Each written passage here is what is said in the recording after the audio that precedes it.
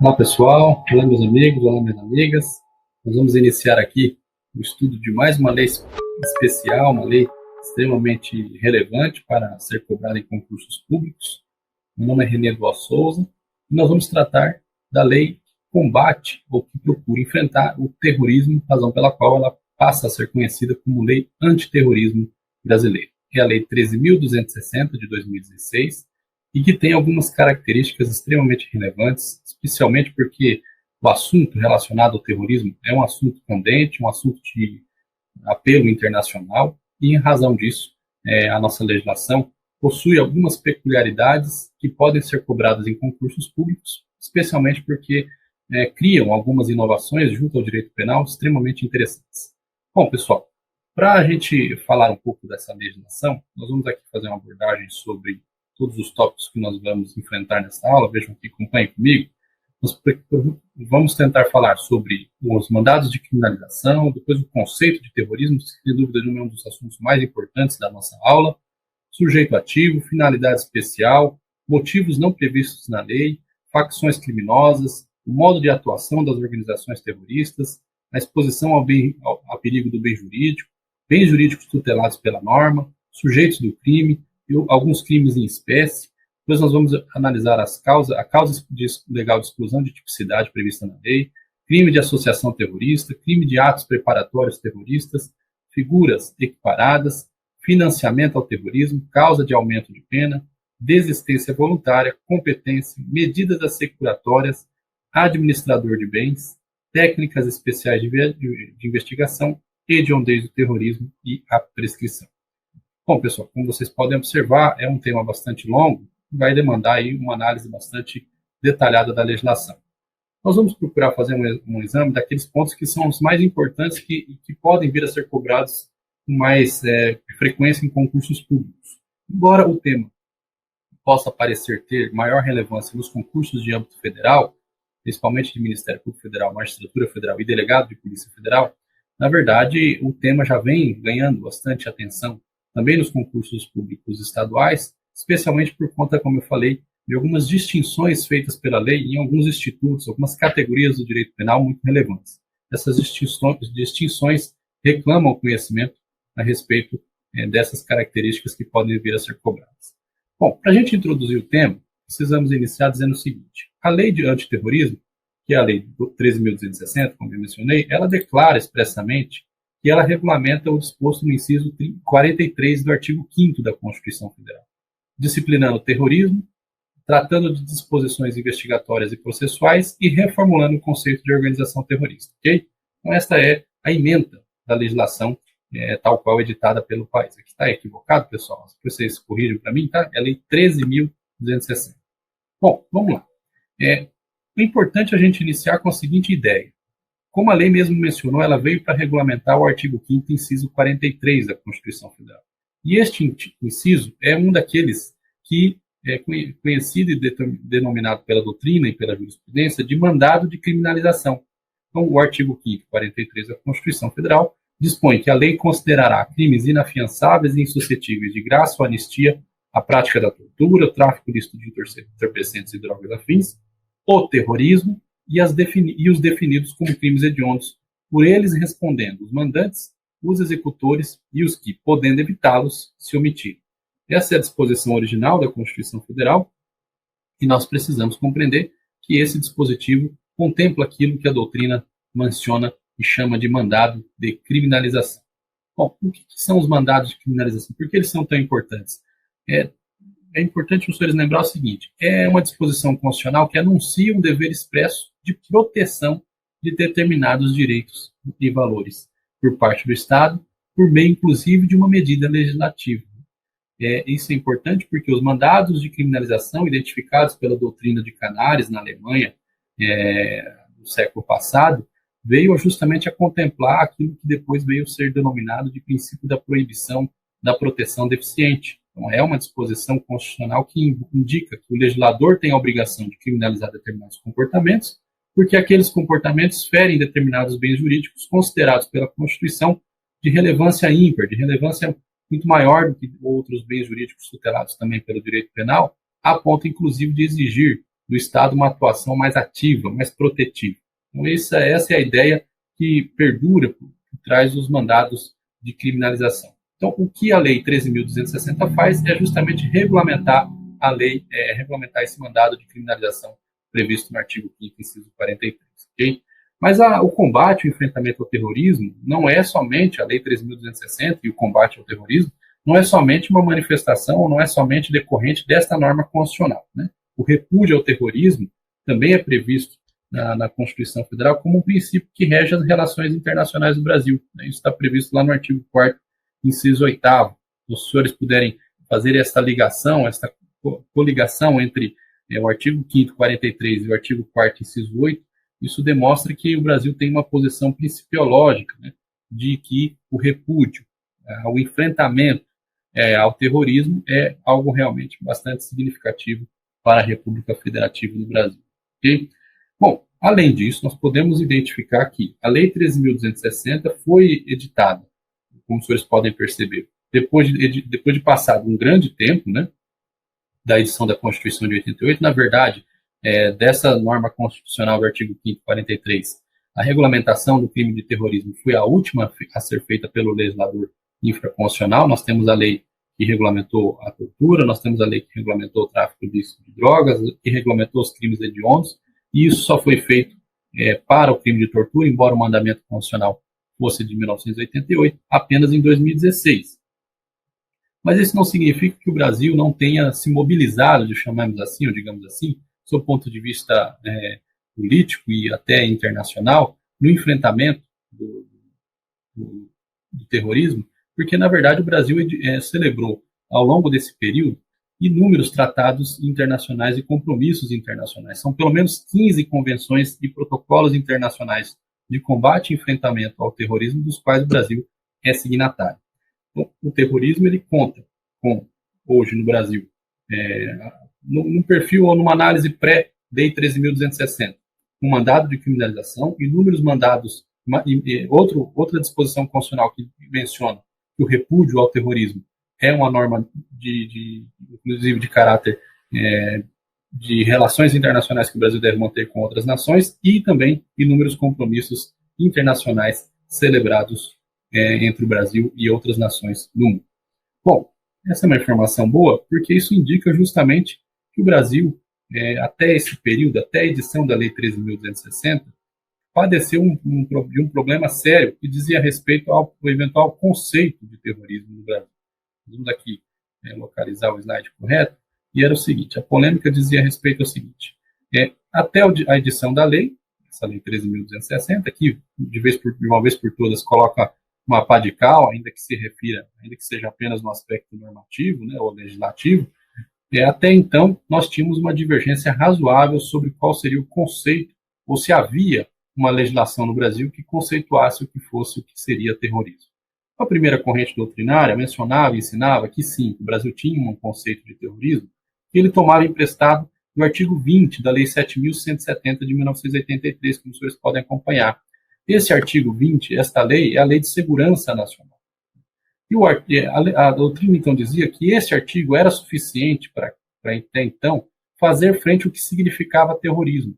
Mas vejam o que diziam a lei, artigo 20. Devastar, saquear, extorquir, roubar, sequestrar, manter em cárcere privado, incendiar, depredar, provocar explosão, praticar atentado pessoal ou atos de terrorismo, por inconformismo político ou para obtenção de fundos destinados à manutenção de organizações políticas clandestinas ou subversivas. Bom, essa então era uma posição de uma boa parte da doutrina, e eu até coloquei aqui para vocês, entre eles o professor Antônio Scarance Fernandes, que mencionava que este conceito aqui era suficiente, este dispositivo legal era suficiente para conceituar o que fosse terrorismo. Agora, era a posição de... embora, assim, havia uma parte da doutrina que sustentava que a imprecisão, essa doutrina que sustentava que este conceito estava previsto nesse artigo, sustentava que a imprecisão do tipo não poderia deixar desprotegido os bens jurídicos tutelados pela criminalização do terrorismo. Essa posição também era a posição adotada pelo professor Fernando Capês, dentre outros, professor Vitor Rios Gonçalves, que mencionava o seguinte: que, na verdade, não havia omissão nem falha nessa técnica legislativa, porque o que a disposição indicava era quais eram os atos de terrorismo, ou atos que eram capazes de serem capitulados ou compreendidos como atos de terrorismo, razão pela qual este artigo 20 era suficientemente claro sobre o assunto. Okay? Bom, a segunda corrente, mais incisiva, que divergia, dizia o seguinte: não, o crime de terrorismo não estava previsto na legislação brasileira, sendo que o artigo 20 da Lei de Segurança Nacional tinha uma imprecisão que tornava este dispositivo imprestável para tanto. Essa parte da doutrina, por exemplo, o professor Alberto Silva Franco, mencionava que, olha, essa disposição ela é por demais de genérica, por demais de abstrata, isso viola o princípio da taxatividade, e isso acabou levando o Supremo Tribunal Federal, vou tentar escrever aqui, o próprio Supremo Tribunal Federal reconheceu a impossibilidade desse dispositivo ser declarado suficiente para a definição do que vinha a ser terrorismo no Brasil, quando ele, num julgamento realizado em 2014, pela segunda turma, PPE 730, a relatoria era do ministro Celso de Mello, mencionou que, vocês sabem que para realizar eventual extradição de uma determinada pessoa, de um estrangeiro que esteja no Brasil condenado por um crime praticado no exterior, é preciso haver a dupla imputação, a dupla tipicidade da conduta. E o Supremo Tribunal Federal, nesse caso, teria negado ou negou a extradição, justamente alegando que o crime de terrorismo no Brasil não tinha ainda uma tipificação legal penal adequada. E isso levou à própria necessidade de entendermos, ou de uma vez por todas compreendermos, que essa doutrina que mencionava, ou que procurava justificar a existência do crime de terrorismo pela via do artigo 20 da Lei de Segurança Nacional, restou ultrapassada.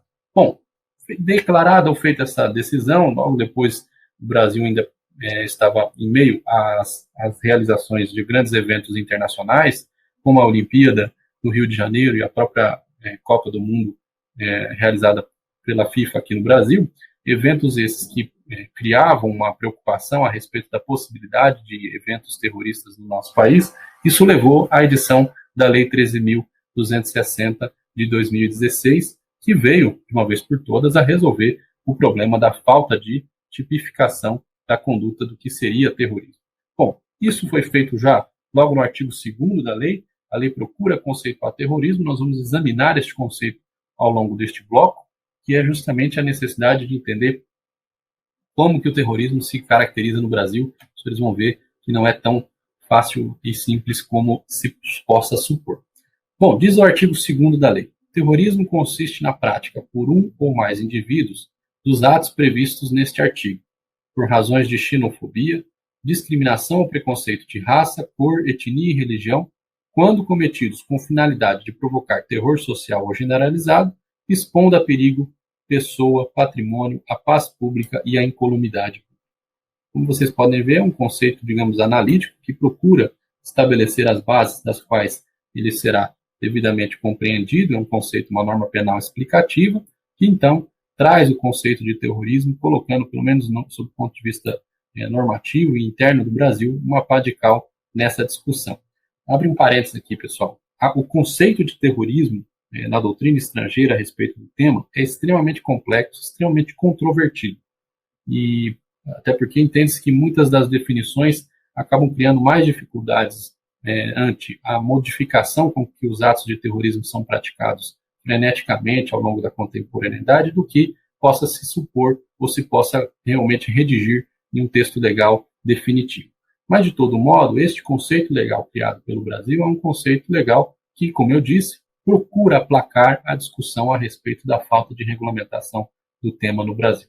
Okay? Bom, uma análise interessante que a gente tem que fazer a respeito deste tema do artigo 2º, este conceito do artigo 2º da lei, é que ele se apoia em 4 grandes ideias. Nós vamos desenvolver isso ao longo deste bloco. Os quatro grandes, digamos, pilares de entendimento do conceito de terrorismo na nossa legislação são sujeito ativo, a finalidade especial, o modo de atuação e a exposição a perigo do bem jurídico. Nós vamos examinar cada um deles e aí, assim, a gente procura justamente identificar os principais conceitos necessários para a compreensão da lei de terrorismo no Brasil. O primeiro deles é o sujeito ativo. Observem aí, pessoal, que a legislação utiliza uma nomenclatura, eu vou até voltar aqui para os senhores verem, ela já menciona o seguinte: o terrorismo consiste na prática por um ou mais indivíduos. Essa informação, por si só, ela é bastante relevante, embora possa parecer uma redundância, mas ela é relevante porque ela indica já, de cara, que no Brasil o terrorismo pode ser praticado por apenas uma pessoa. Bom, primeiro a gente precisa registrar, não é necessário nenhuma qualidade especial daquele que pratica o crime de terrorismo, portanto é um crime comum, não há qualquer invocação de qualidade especial, e a lei, como eu falei, ao mencionar que pode ser praticado por uma pessoa, já resolveu a questão a respeito da desnecessidade do terrorismo ser praticado necessariamente por um grupo de pessoas. Opção legislativa, por exemplo, feita pela Alemanha, que acaba criando algumas dificuldades frente àquele fenômeno conhecido agora, agora não, né, mas que acaba, por vezes, criando problemas por conta da prática de terrorismo ou de atos terroristas individuais, os chamados lobos solitários ou ratos solitários, que agem sozinhos, sem integrar nenhuma organização criminosa terrorista ou qualquer grupo desta espécie. Bom, por que eu disse que podia parecer uma informação desnecessária? Porque não basta ou não precisa mencionar quando um crime ele é unissubjetivo e ele admite concurso eventual de pessoas, não é preciso mencionar isso no tipo penal ou numa norma penal explicativa como foi feito.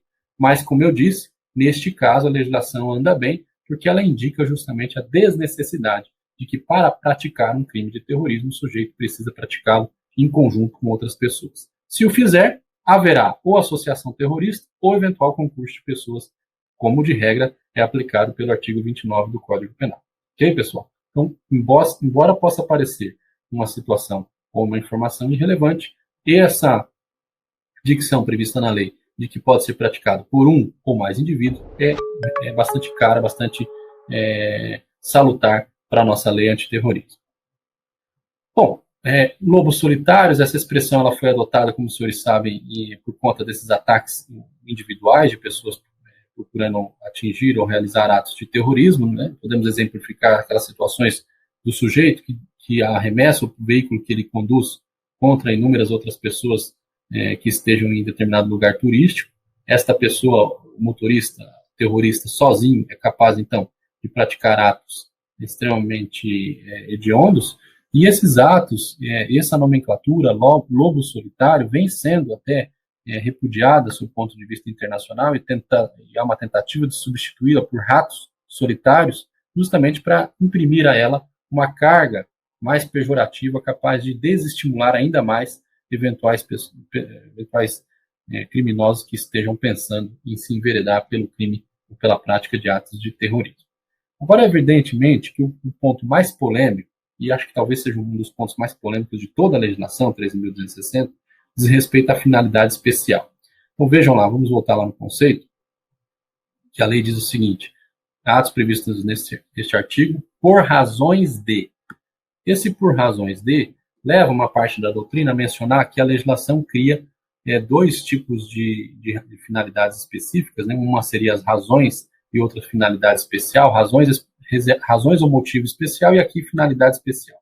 Mas nós procuramos, ou nós preferimos fazer uma outra divisão, mencionando que esse por razões de xenofobia, discriminação, preconceito de raça, cor, etnia, religião, justamente por guardar uma semelhança, ao menos do ponto de vista da dogmática já vigente no crime de racismo no Brasil, essas são finalidades especiais do crime de terrorismo, sendo que a finalidade de provocar terror social generalizado diz respeito mais ao modo de atuação do autor, do sujeito ativo. Nós vamos voltar a essa discussão daqui a pouco, mas eu quero deixar enfatizado o seguinte: quando a legislação menciona por razões de xenofobia, discriminação, preconceito de raça, cor, etnia e religião, ela está justamente dando ênfase à motivação, à finalidade e às ideias que motivaram o autor a praticar o crime de terrorismo. Então, no Brasil, o crime de terrorismo ele é um crime de intenção, porque ele possui justamente uma disposição a respeito dessa finalidade especial ou intencionalidade específica.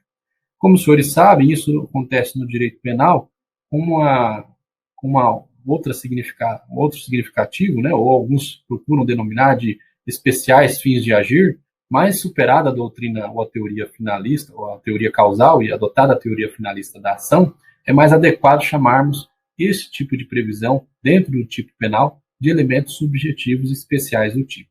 Okay? São elementos subjetivos e especiais porque eles estão narrados na própria estrutura típica, na própria descrição típica contida na conduta considerada criminosa no tipo penal. Então, esta é a razão pela qual me parece ser a nomenclatura mais adequada. Okay? Como eles são elementos do tipo, são elementos subjetivos especiais do tipo, e eles, portanto, são elementos do tipo, a ausência desses elementos leva ao quê? A eventual atipicidade da conduta ou, quando muito,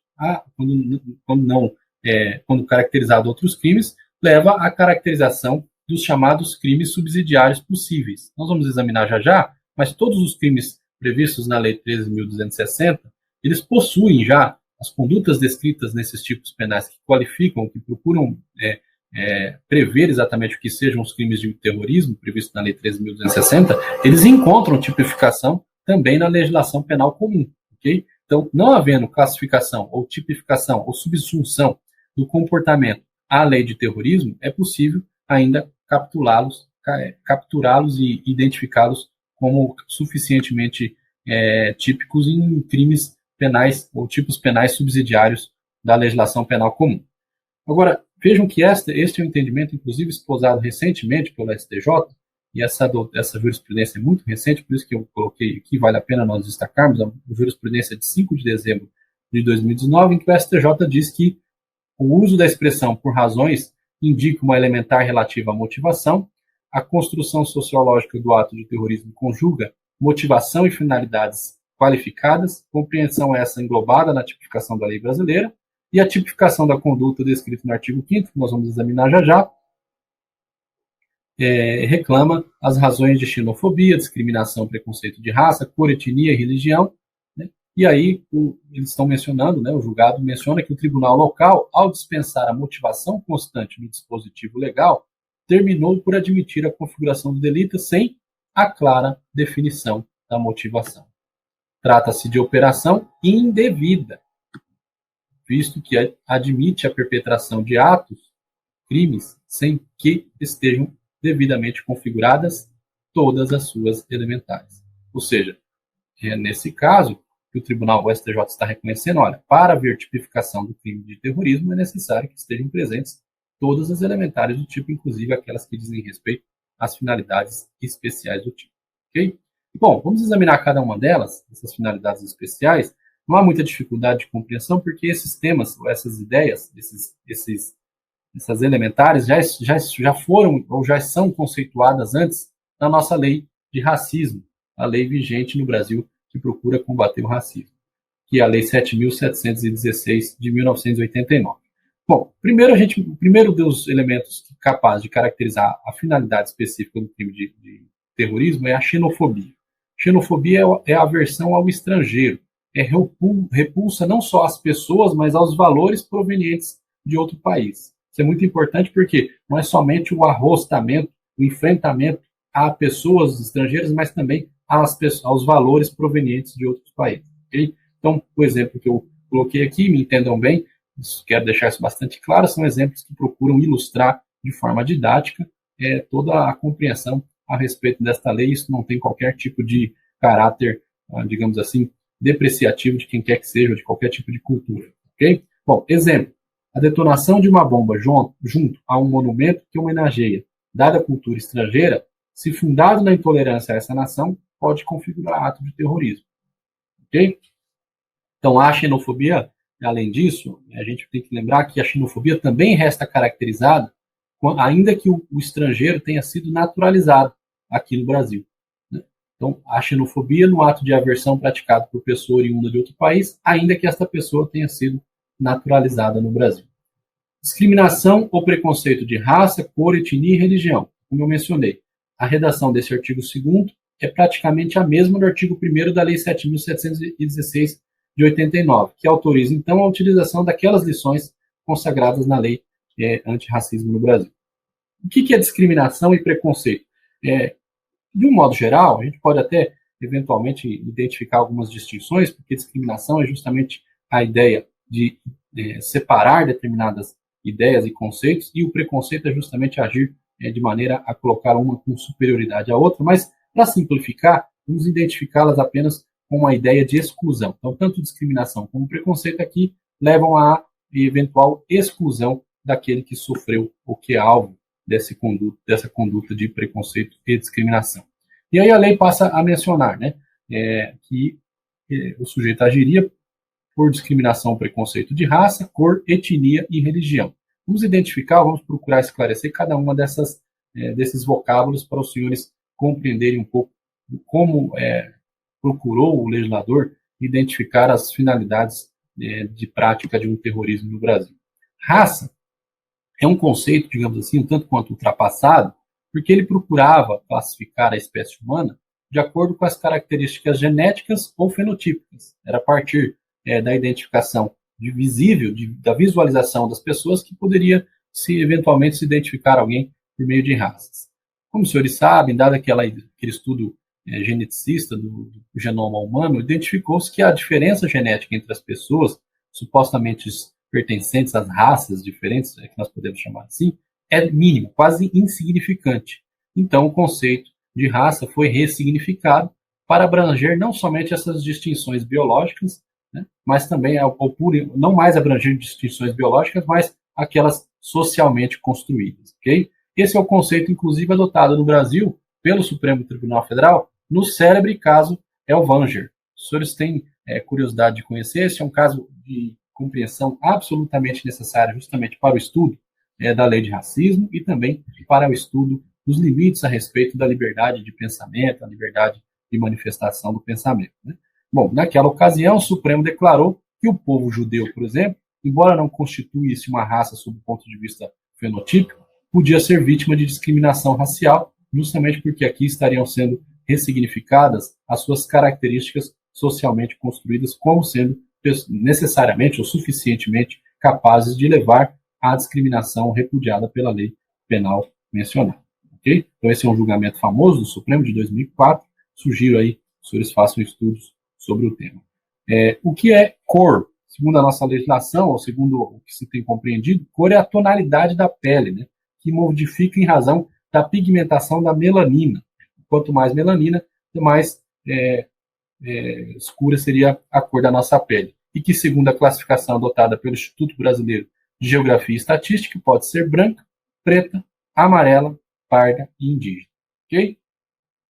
E etnia? Etnia é o grupo de indivíduos que se identificam em razão das semelhanças socioculturais e biológicas. Né? O exemplo disso são os índios, os judeus, os árabes, orientais e etc. Então, estas definições, estas compreensões vieram justamente à tona novamente com a edição da lei antiterrorismo, e a gente está aqui fazendo uma revisão sobre esses conceitos que já estão, como eu disse, na lei antirracismo do Brasil. E religião? Bom, religião é o conjunto de crenças e princípios que dirigem a convicção, o pensamento e o comportamento das pessoas, tendo como pressuposto, isso é bastante importante, né, um elemento divino e sagrado de veneração. Este aqui é o elemento, digamos assim, que singulariza ou que identifica o que vem a ser uma filosofia, a diferença entre uma filosofia, uma crença filosofal e uma crença religiosa. Okay? É justamente a presença do elemento divino, a sagração da veneração e o sagrado de veneração e o elemento fé. Bom, a partir desta construção feita pela lei, observe, vamos ler de novo a legislação, o terrorismo consiste na prática de atos previstos neste artigo por razões de xenofobia, discriminação, preconceito de raça, cor, etnia e religião. Então, essas seriam as finalidades capazes de levar à prática do crime de terrorismo. Bom, temos algumas críticas a respeito deste conceito, porque alguns motivos não foram previstos na lei, e isso causa algum problema. Primeiro motivo, que não foi previsto na lei como suficientemente motivador para a prática do ato de terrorismo. Cuidado, aqui eu coloquei a procedência nacional, porque pode-se levar a erro o candidato que, lembrando justamente das disposições da lei antirracismo, vai lembrar que existe no Brasil a possibilidade de alguém ser condenado pelo racismo porque discriminou ou realizou um ato de preconceito em razão da procedência nacional.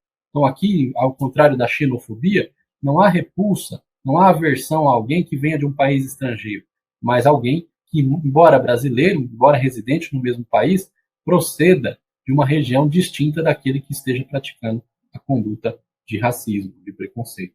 Nesta situação, isso configura pura e simplesmente crime previsto na lei antirracista no Brasil. Mas isso não pode ser elemento capaz de levar à prática de atos de terrorismo.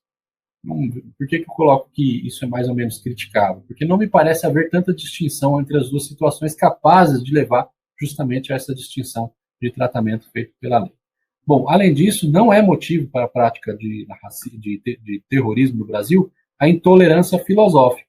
Okay? Isso inclui o ateísmo. Então, se eventualmente a prática de atos, vamos por entre aspas, né, terroristas, em face de pessoas que defendem o ateísmo, isso não configura, no Brasil, violação à lei antiterrorista.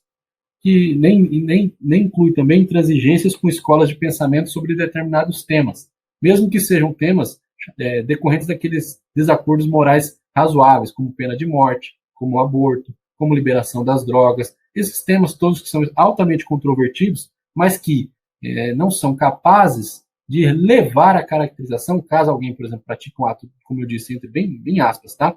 Um ato de terrorismo contra essas pessoas que defendem ou que comungam esse tipo de pensamento, isso não é capaz de configurar a motivação do crime de terrorismo previsto na legislação brasileira.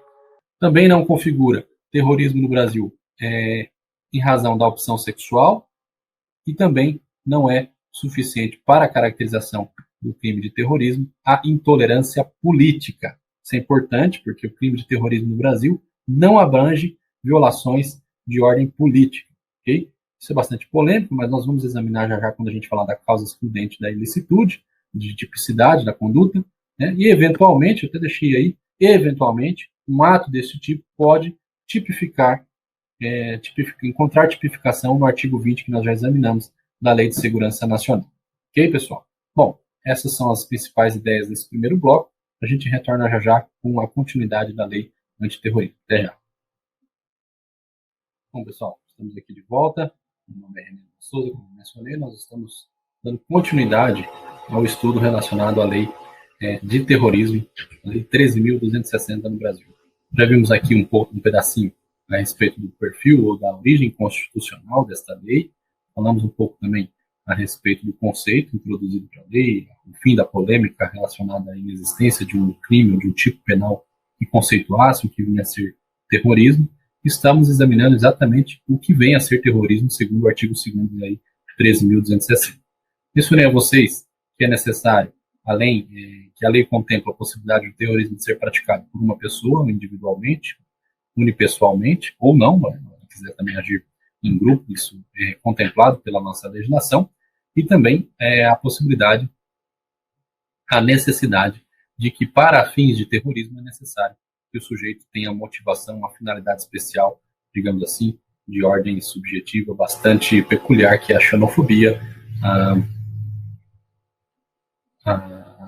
a discriminação e o preconceito na raça, na cor, na etnia e na religião.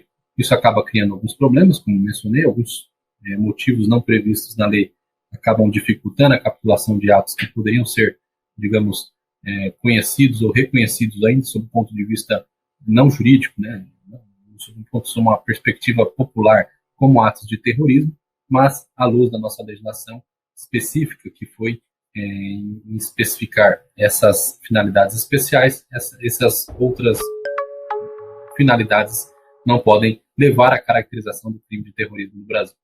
Para completar, queria deixar para os senhores a seguinte informação, que é bastante cara também ao enfrentamento da criminalidade no Brasil.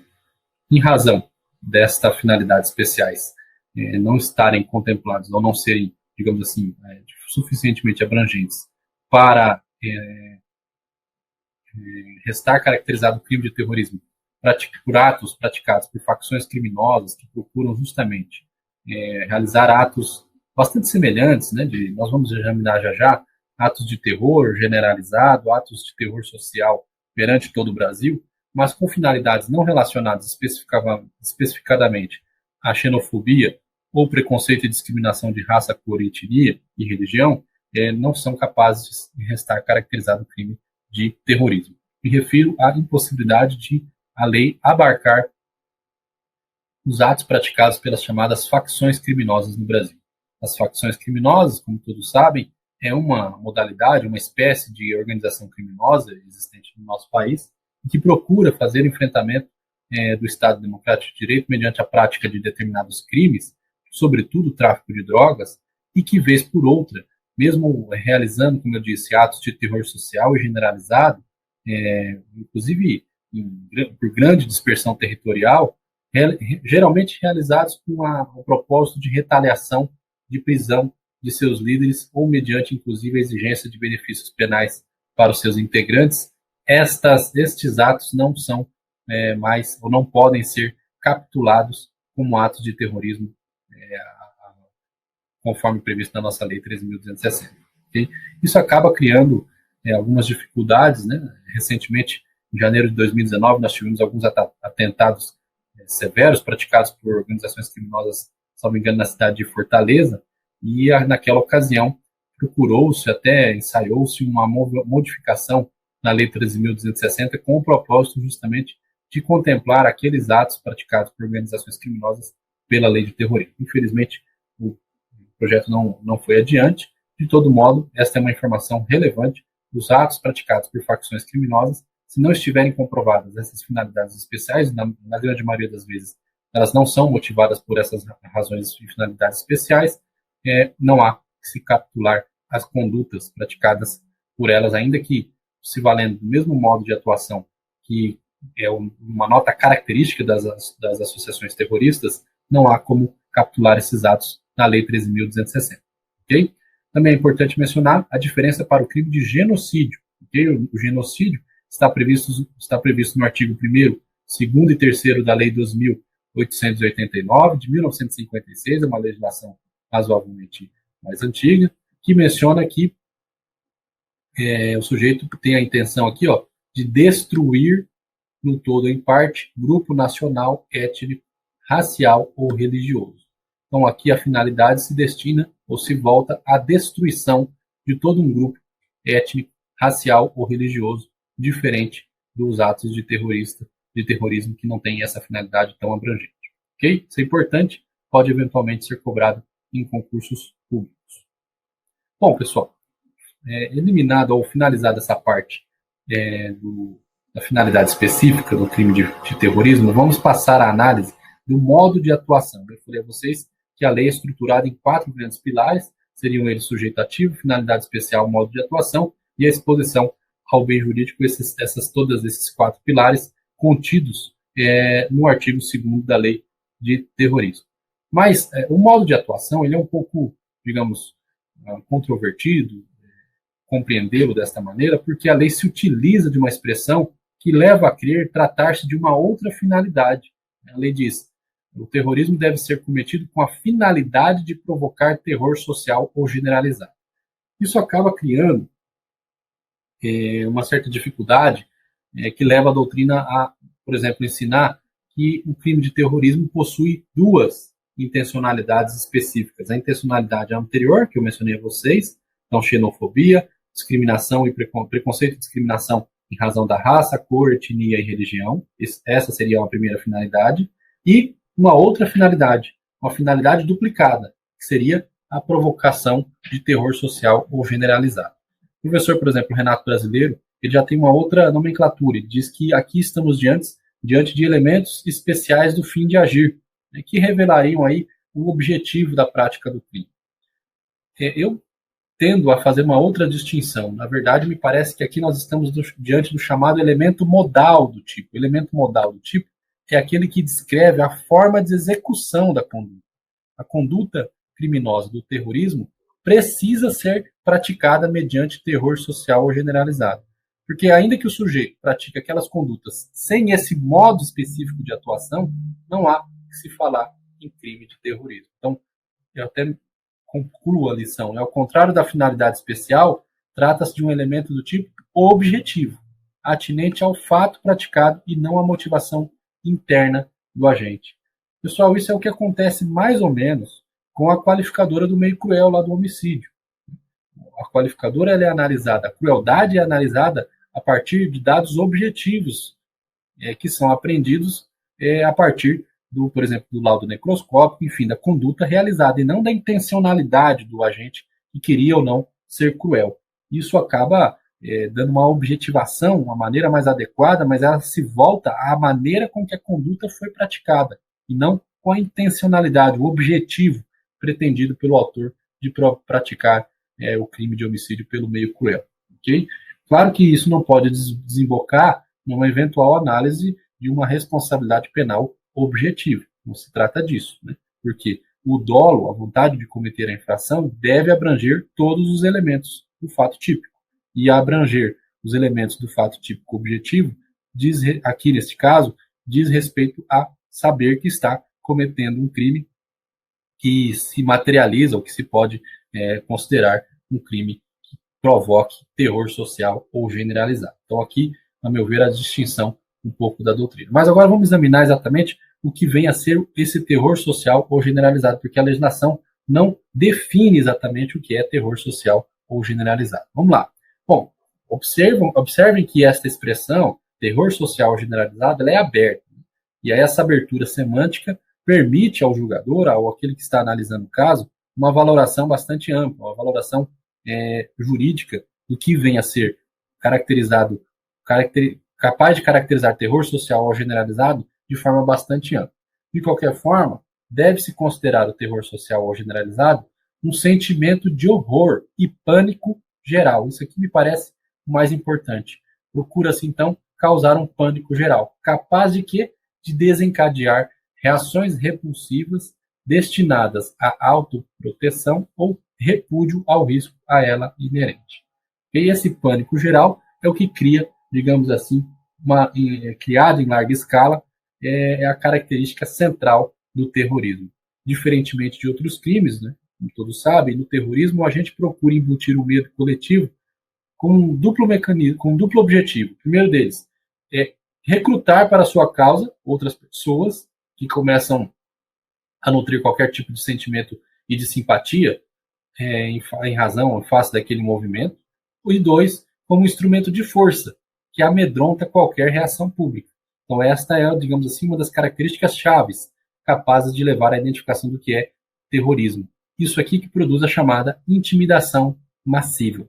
Essas expressões são todas contempladas, todas consagradas pela doutrina estrangeira que estuda o terrorismo praticado pelo mundo afora, mas que justamente servem para caracterização das principais notas essenciais capazes de distinguir um ato de terrorismo de um atentado comum, de um vandalismo comum. Okay? Então aqui é necessário que seja identificado o terror social generalizado, que provoca a chamada intimidação massiva. Mas o que vem a ser essa intimidação massiva, pessoal? Essa intimidação massiva é o uso do terror social ou generalizado, é o traço distintivo do crime que ficou conhecido como método terrorista, o qual se caracteriza pela, vamos lá, primeira característica do método terrorista, escolha aleatória das vítimas. Os terroristas buscam atingir pessoas não identificadas. Não há necessidade, eventualmente, de se identificar um grupo restrito de uma determinada localidade. O que se procura é atingir a varejo, atingir várias pessoas de maneira justamente a criar o maior pânico geral possível. Porque na medida em que o terrorista procura atingir pessoas não identificadas, todas as demais pessoas, justamente por falta desse sentimento de que um grupo só está sendo perseguido pelos atos terroristas, você causa uma maior pavor, um maior pânico geral, capaz de levar a um quadro de pânico maior ainda. Todas as pessoas são possíveis vítimas de um atentado, o que desemboca na outra característica, né, que é a intimidação geral e massiva que eu mencionei. Como o ato terrorista é praticado contra qualquer pessoa, o medo e o pânico de todos serem atingidos são disseminados indistintamente, pessoal, provocando uma intimidação geral. Perspectiva de novos ataques. O terrorista ele age de maneira geral justamente porque isso cria no imaginário popular a perspectiva de novos ataques. O pânico geral desemboca num sentimento de segurança permanente, de histeria coletiva, que parte da perspectiva real ou não, né, imaginada ou não, de reiteração dos ataques terroristas. E uma ampla divulgação. O terrorista sempre se notabilizou pela ampla divulgação de suas atrocidades, de modo que o uso dos meios de comunicação em massa para propalar esses atos integra a maneira de agir dos terroristas. Digamos assim, o terrorista gosta de provocar atos midiáticos. Ele não provoca atos terroristas, ou os atos terroristas não são discretos, pequenos. Geralmente eles procuram praticar atos escandalosamente midiáticos, justamente com o objetivo de aumentar o terror social generalizado e provocar todos esses efeitos que nós acabamos de estudar. Isso acaba criando justamente a sensação a respeito da periculosidade do terrorismo.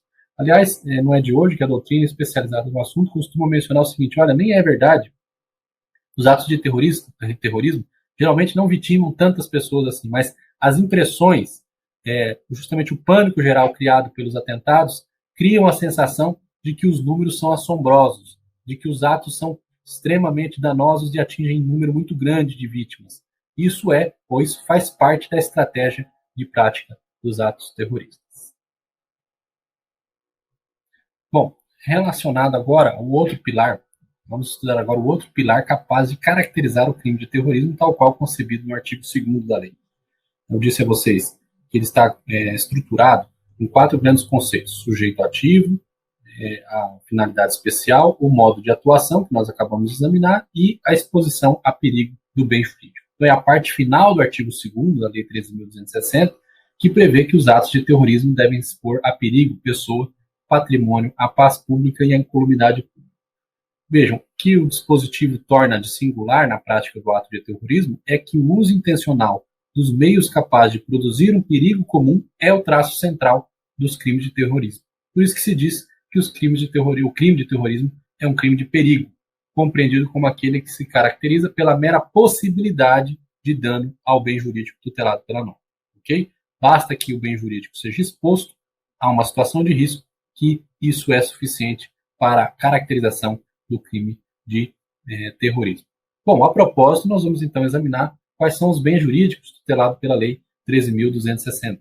Existe uma certa divergência a respeito do tema, mas a gente pode perceber que a lei é uma lei pluriofensiva. A Lei Criminal 13.260 é uma lei pluriofensiva porque ela protege pessoa, patrimônio, paz pública e incolumidade pública, além do próprio combate ao racismo.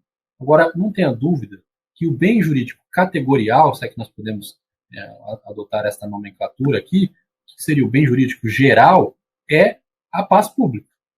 A paz pública é o bem jurídico protegido por excelência pela Lei 13.260, e os outros bens jurídicos que acabo de mencionar, então pessoa, patrimônio, incolumidade pública, são bens jurídicos, digamos assim, secundários. Não menos importantes, mas o bem jurídico principal é a paz pública. Inclusive, nesse sentido, é a Resolução 1723 de 2001 do Conselho de Segurança da ONU, que eu até menciono aqui para os senhores. Okay? Então, a paz pública é o principal bem jurídico tutelado pela Lei 13.260. Isso vai ter uma repercussão quando a gente estudar competência para o processamento dos crimes praticados e previstos nesta lei. Bom, sujeitos do crime, agora nós vamos examinar algumas das categorias penais, mas de um modo geral, quero que os senhores lembrem que o sujeito do crime da lei de antiterrorismo são todos sujeitos comuns, praticáveis por quaisquer pessoa. Qualquer um pode ser sujeito ativo na prática do crime de terrorismo. O sujeito passivo, adotado essa corrente a respeito do bem jurídico categorial sendo a paz pública, é a coletividade e o Estado, responsável direto por assegurar a paz pública e a segurança pública. E alguns tipos também tutelam a incolumidade física, a vida, o patrimônio público e privado, quando então é possível, como eu falei, identificar algumas pessoas certas e determinadas como sendo vítimas da prática do crime de terrorismo. Ok, pessoal? Bom, vamos examinar aqui o parágrafo 1º do artigo 2º. O artigo 2º diz, veja lá, vamos voltar ao conceito do artigo 2º. Aqui, mais um. Aqui. O terrorismo consiste na prática por um ou mais de atos atos previstos neste artigo. Quais são os atos previstos neste artigo? Esses que nós vamos examinar a partir de agora, que são esses do parágrafo 1º previsto na lei. Então, vamos lá.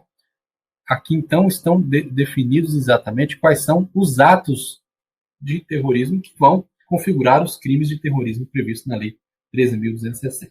Observe, então, que o parágrafo 1º é a primeira norma penal incriminadora prevista na Lei 13.260, já que o caput é uma norma penal explicativa, ok? Tomem nota disso, porque isso vai também ter uma repercussão quando a gente estudar quais são os crimes hediondos previstos na Lei 13.260.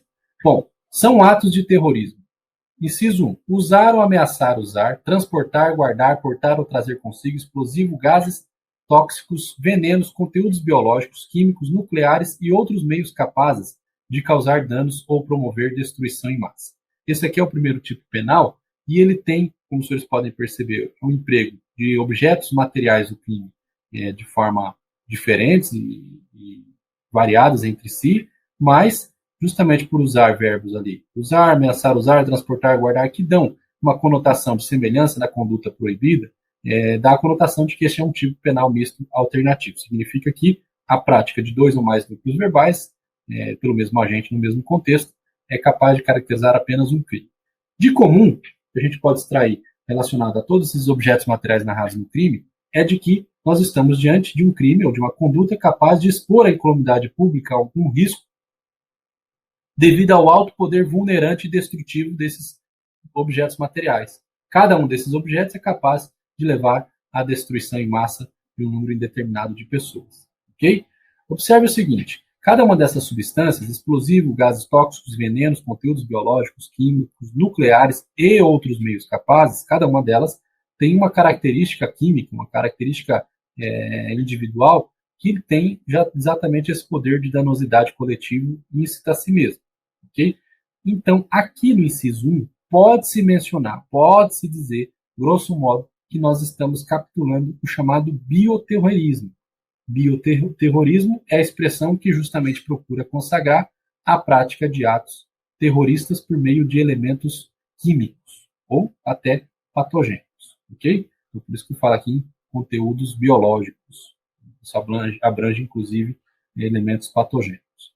Trata-se, então, como eu falei, de um crime de conteúdo de ação múltipla, de tipo misto alternativo. É um tipo eminentemente doloso. Observe que muito diante do potencial dessas substâncias, é necessária a realização de perícia, então é um crime que deixa resíduos, né, um crime material, que então deve ser identificada justamente qual o potencial lesivo dessas substâncias transportadas e utilizadas para a prática desses crimes. E o crime é um crime principalmente nas modalidades guardar, portar, trazer consigo, transportar, é crime permanente. Crime permanente de maneira, inclusive, a responsabilizar quem realiza essas condutas de forma permanente no tempo, né? Alongada no tempo. Então, o inciso 1, de um modo geral, caracteriza o chamado bioterrorismo. Existe uma submodalidade, agroterrorismo, que pode, inclusive, ser eventualmente contido ou estar inserido naquilo bioterrorismo, mas a expressão mais consagrada é o bioterrorismo. Essa conduta tem que ser destinada para atingir apenas pessoas? Não se esqueçam de conjugar o parágrafo com o caput, porque o caput fala também em incolumidade de patrimônio.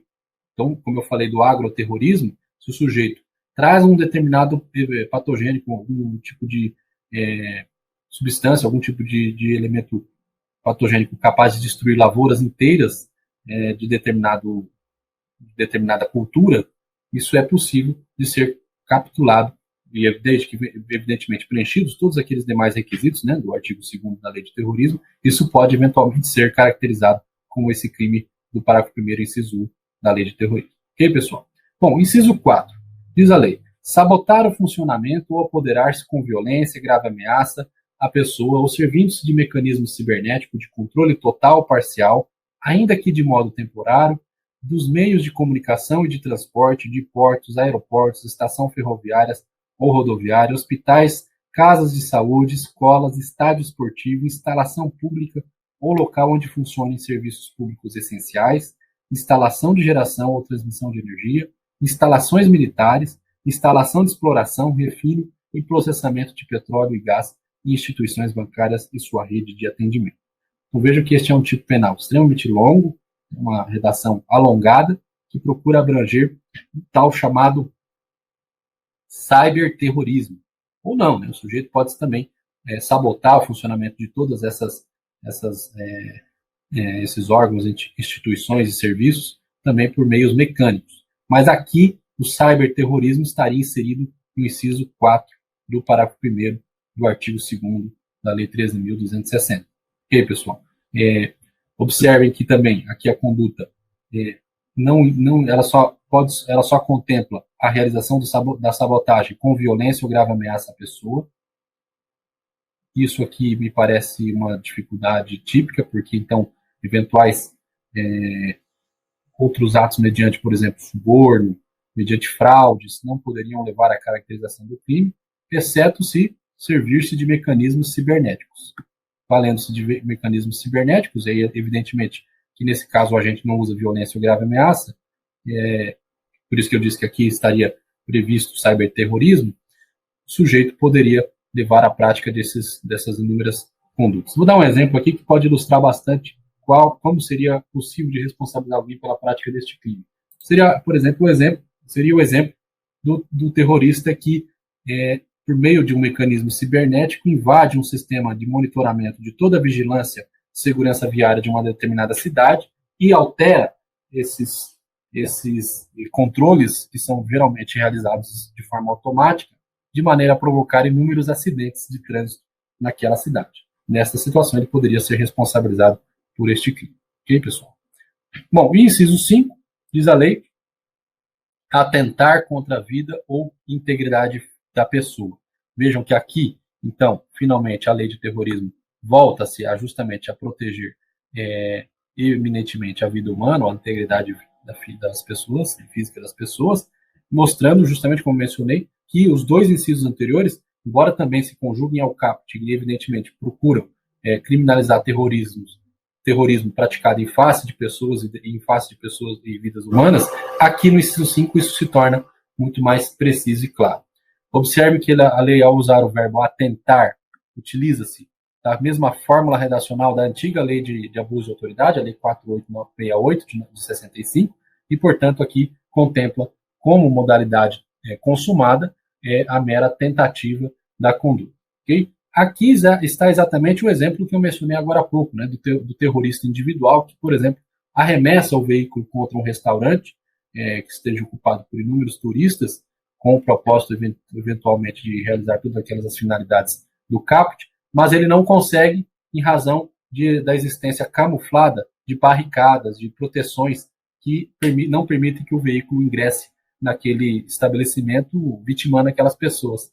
Nesta situação, vejam, ele tentou contra a vida daquelas pessoas, mas, nesse caso, ele responderá pelo crime do artigo 2º, parágrafo 1º, inciso 5, sem a eventual dosimetria relacionada à causa de diminuição relacionada à tentativa, porque o crime aqui, tentado, já é um crime consumado. O que chama atenção também nesse dispositivo é a regra do cúmulo material obrigatório previsto no preceito secundário, porque a lei prevê que esses crimes de terrorismo, esses atos de terrorismo, caracterizam crimes apenados de 12 a 30 anos, além das sanções à ameaça ou à violência.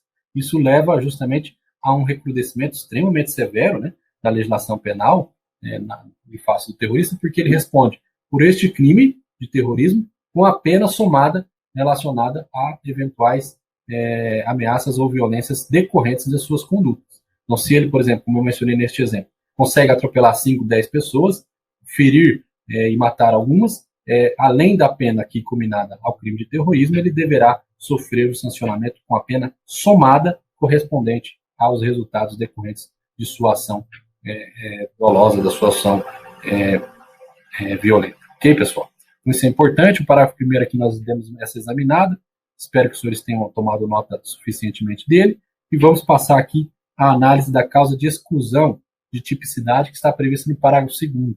Isso aconteceu porque na discussão da lei de terrorismo havia uma grande preocupação de a lei alcançar os movimentos sociais. Então está aqui, né? O disposto neste artigo não se aplica à conduta individual, coletiva de pessoas em manifestações políticas, movimentos sociais, sindicais, religiosos, de classe ou de categoria profissional, direcionados por propósitos sociais ou reivindicatórios, visando contestar, criticar, protestar ou apoiar com o objetivo de defender direitos, garantias, liberdades constitucionais, sem prejuízo da tipificação penal contida na lei. O que a legislação fez? Ela, preocupada com o eventual alcance da lei antiterrorista, de movimentos, digamos, revolucionários, movimentos políticos, sociais, que até eventualmente possam se valer ou se valham de violência ou grave ameaça, não poderiam ser alcançados pela lei de terrorista, dada justamente a severidade com que essa lei alcança aqueles que são nela enquadrados. Então, qual foi a intenção aqui? Justamente criar essa atipicidade. Então, uma cláusula expressa de atipicidade, né? Evidentemente, como os senhores podem perceber, que a legislação diz, sem prejuízo da tipificação penal, significando que os movimentos sociais, por exemplo, praticam atos de vandalismo, destruição, dano ao patrimônio público, eventuais violências em face de pessoas, devem responder por esses crimes à luz da legislação penal comum. Então, é exatamente essa a razão dessa redação final. O dispositivo ele tem divide opiniões, tem bastante doutrinador que elogia o dispositivo justamente para evitar a confusão entre a lei de terrorismo e movimentos sociais, mas há uma parcela significativa da doutrina que fala que o dispositivo é inútil porque evidentemente que não se pode confundir o terrorismo com os movimentos sociais, por exemplo. Essa é a crítica ácida feita pelo professor Guilherme Nucci, ok? Bom, pessoal, crime de associação ao terrorismo, previsto no artigo 3º, não tem muito segredo, está previsto lá mais ou menos com a mesma redação da associação ao tráfico de drogas, tem mais ou menos as mesmas conformações, embora utilize de alguns verbos um pouco diferentes, porque diz promover, promover pessoalmente ou por interposta a pessoa a organização social, terrorista, significa impulsionar, realizar, fomentar. Depois aí sim, constituir, que é formar, compor e organizar. Integrar, que é participar, fazer parte, juntar-se. E prestar auxílio, que é ajudar e fomentar a organização terrorista. Isso é um crime especial, um crime autônomo, previsto na Lei 13.260, apenado com pena de reclusão de 5 a 8 anos, como os senhores podem ver. Este é o crime mais polêmico que nós temos na lei de antiterrorismo. Nós vamos examiná-lo com mais cuidado a partir do próximo bloco, mas já quero introduzi-lo, que diz respeito ao crime de atos preparatórios de terrorismo, artigo 5º da lei. E, pessoal, bom, vamos fazer um breve break, depois a gente retorna para encerrar essa lei que, como eu falei, é bastante recente e que ainda tem algumas dúvidas interessantes para serem esclarecidas a seu respeito. Grande abraço, até já. Olá, pessoal, olá, meus amigos, olá, minhas amigas, estamos de volta para terminar de examinar aqui a lei antiterrorismo. Nós vamos agora examinar, dar continuidade às figuras típicas, né? Nós examinamos aí a do parágrafo 1º, algumas do parágrafo 2º e do parágrafo 3º, do artigo 2º, artigo 3º, e agora nós vamos olhar a figura do crime de atos preparatórios ao terrorismo, essa figura que está no artigo 5º. Como eu disse, uma das figuras mais controvertidas e mais importantes que pode eventualmente ser cobrada em concurso público. Diz a lei que é o seguinte: realizar atos preparatórios de terrorismo com o propósito inequívoco de consumar tal delito. Pena A correspondente ao delito consumado, diminuída de 1/4 até a metade. Lembre-se que aqui o que a lei faz? A lei ela cria uma figura típica, um crime específico para aqueles que praticam atos preparatórios ao crime de terrorismo, ou praticam atos preparatórios de terrorismo. Então, isso aqui acontece quando a legislação penal antecipa a punibilidade de determinados comportamentos que apenas expõe a risco o bem jurídico tutelado pela norma, integrando aquilo que se convencionou a chamar de direito penal de prevenção. Direito penal de prevenção é justamente esse movimento de antecipação de determinadas condutas que, a rigor, só expõe a risco de perigo de determinados bens jurídicos, ainda não inicia-se qualquer tipo de exposições a danos a esses bens jurídicos, mas que, por si só, pelo legislador, já se mostram suficientes para a caracterização do crime que a legislação penal procura tipificar. O que acontece aqui, na verdade, é aquilo que a doutrina estrangeira geralmente menciona existir, principalmente na doutrina anglo-saxã, do crime de conspiração à prática de atos terroristas. Isso já foi eventualmente mencionado no Supremo Tribunal Federal, no julgado HC 103.412, relatado pela ministra Rosa Weber, em que justamente havia ali a necessidade de diferenciar esse crime de conspiração, previsto no ordenamento penal estrangeiro, do crime de associação criminosa. Okay? O exemplo que eu tenho para ilustrar bem isso seria, por exemplo, um terrorista que desenvolve um programa de computador capaz de, acionado, levar à queda de dezenas e inúmeras aeronaves que estejam, por exemplo, sobrevoando o espaço aéreo brasileiro. Então, como vocês podem perceber, o mero desenvolvimento deste tipo de software, que tem o propósito inequívoco de consumar este crime de terrorismo, é, por si só, já insuficiente à prática de um ato preparatório que foi alçado, digamos assim, digno de ser caracterizado como um tipo penal previsto na nossa lei. Okay? É muito importante, porém, que para que evitemos a criminalização de condutas desnecessárias ou inócuas para a produção desse tipo de resultado terrorista, que nós tenhamos que identificar justamente o conteúdo sério e verossímil do ato preparatório capaz de levar a se desembocar num ato de terrorismo. Okay? Atos que não tenham esta idoneidade não podem ser classificados como atos preparatórios do crime. Então, por exemplo, se é descoberta que uma organização terrorista pretendia derrubar um meteoro em um determinado local, uma mesquita, uma igreja, que seja, por conta de divergências e por conta justamente da necessidade de criar um ato de terrorista contra aquele grupo, justamente por causa da impossibilidade fática e da impossibilidade física de execução desse tipo de conduta, esta é uma conduta que estará alcançada pelo artigo 17 do Código Penal, que fala do crime impossível. Okay? Então, isso é importante porque os atos preparatórios capazes de levar à caracterização deste crime do artigo 5º devem ser atos que tenham idoneidade de serem desdobrados para realmente atos executórios suficientemente danosos àquele bem jurídico.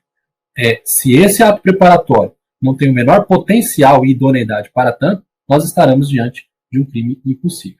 Ok, pessoal? Bom, evidentemente que este é um crime eminentemente subsidiário, significa dizer, se o sujeito realiza o ato preparatório e depois se consuma ou realiza realmente, inicia a execução do crime de terrorismo, qual ele estava se preparando, o crime do artigo 5º resta absorvido pelo crime realizado.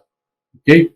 Bom, o crime é penado com dolo direto, capaz de indicar a prática da infração penal, porque ele fala expressamente, como vocês podem observar aqui, com o propósito inequívoco de consumar tal delito, que seriam expressões capazes de indicar que o crime só comporta o dolo direto. O crime é formal ou de consumação antecipada, né, até porque é crime que é um tipo penal que alça a categoria de crime dos atos preparatórios, e isso significa que os crimes, que o ato preparatório aqui foi elevado à condição de crime autônomo. A tentativa não é cabível nesse tipo de crime, até porque tentar realizar um ato preparatório já é a realização de um próprio ato preparatório, e como aqui o legislador alçou a conduta, a figura de delito autônomo, a criação desses riscos que caracterizam-se como atos preparatórios, não é possível a gente falar em tentativa para esses crimes. Ok? Bom, a lei continua dizendo que ainda é crimes de atos preparatórios e incorre nas mesmas penas o agente que, com o propósito de praticar terrorismo, vejam que interessante, inciso 1, recrutar, organizar, transportar ou municiar indivíduos que viajem para países distintos daquele de sua residência ou nacionalidade. Esse tipo de criminalização, esse tipo de tipificação, é a criminalização da contratação de mercenários ou dos chamados combatentes terroristas estrangeiros. Vejam que aqui, tal qual acontece com o caput, o sujeito só está contratando alguém, treinando, criando aqui um vínculo para conhecer as técnicas de terrorismo, que é, então, evidentemente, uma situação de ato preparatório, mas aqui específico, e aqui isso por si só já foi alçado à categoria de crime. Inciso 2. fornecer ou receber treinamento em país distinto daquele de sua residência ou nacionalidade. Então, tipifica-se aqui o treinamento ao terrorismo. Treinamento para o terrorismo, por si só, já é crime de terrorismo no Brasil, por conta dessa disposição do parágrafo 1º do artigo 5º. Basta, então, que sejam ministradas instruções para o fabrico, para a utilização de explosivos, de armas de fogo, ou até de outras substâncias nocivas e perigosas, ou ainda para métodos ou técnicas terroristas específicas. Ok, pessoal? Esses dois crimes são inspirados na Resolução 2178 do Conselho de Segurança da ONU, okay, das Nações Unidas, que identificam justamente estas como sendo condutas bem antecedentes, é verdade, da prática dos atos de terrorismo, mas que devem sofrer a atenção do Estado, porque este é justamente um comportamento que expõe significativamente a danos e desdobra-se potencialmente em atos de terrorismo que devem ser enfrentados pelo Estado brasileiro. Bom, só para arrematar o artigo 5º, quando ele diz realizar atos preparatórios de terrorismo com propósito inequívoco de consumar tal delito, lembre-se do seguinte: não é incomum a legislação penal alçar a categoria de crime autônomo os atos preparatórios. Nós temos lá a porte e a fabricação de petrechos destinados, por exemplo, à falsificação de moedas corrente no Brasil. Os próprios crimes de porte de armas, porte de drogas, são condutas que, via de regra, identificam-se como verdadeiras condutas preparatórias de uma outra conduta lesiva. O que singulariza, o que particulariza a elevação de condutas deste tipo, como por si só, já como crimes, é justamente uma espécie de antecipação do direito penal, que não espera mais que determinados bens jurídicos sejam violados e enfrentados pela conduta do criminoso, para que passem a sofrer o reproche no direito penal vigente. Então, aqui o que acontece é uma antecipação. O direito penal antecipa a tutela de determinados bens jurídicos e isso desdobra-se na criação ou na identificação de outros bens jurídicos tutelados em razão desse movimento de antecipação da tutela penal pretendida. Então, quando se criminaliza a porte de armas, tutela-se a paz ou incolumidade pública e a segurança pública. Então, ao passo que, na verdade, o emprego da arma de fogo, muitas vezes, quando disparado em face de alguém, visa justamente tutelar a integridade física ou a vida daquela pessoa alvejada pelo disparo. Aqui acontece a mesma coisa. O legislador antecipa o reproche dos atos de terrorismo para a fim de criminalizar, inclusive, os atos preparatórios.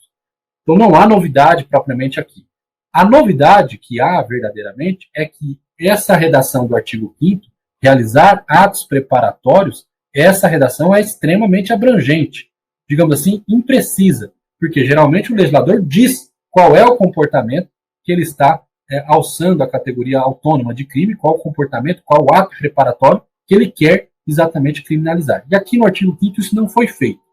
Qual é a crítica que é feita? Olha, isso viola o princípio da taxatividade, porque isso pode alcançar, inclusive, comportamentos, como eu disse, inidôneos para atingir o bem jurídico tutelado pela lei de terrorismo. Qual é, digamos assim, a resposta que a doutrina especializada dá sobre o assunto, inclusive é a posição que eu adoto na nossa obra de leis penais especiais? Embora seja uma leitura, uma linguagem muito aberta realmente, este tipo penal visa justamente evitar a desatualização da prática dos atos preparatórios de terrorismo, que são inovados, são criados muito rapidamente, com uma velocidade frenética do mundo contemporâneo, e incapaz, ou digamos, incondizente com a técnica de redação que o direito penal é acostumado a existir. A taxatividade do direito penal pode levar a um problema de atipicidade da prática dos atos preparatórios de terrorismo, razão pela qual me parece que essa opção do legislador para o crime de terrorismo não é de todo recriminada. Não é recriminada porque me parece ser possível que ele faça esse tipo de escolha, esse tipo de opção. Ok?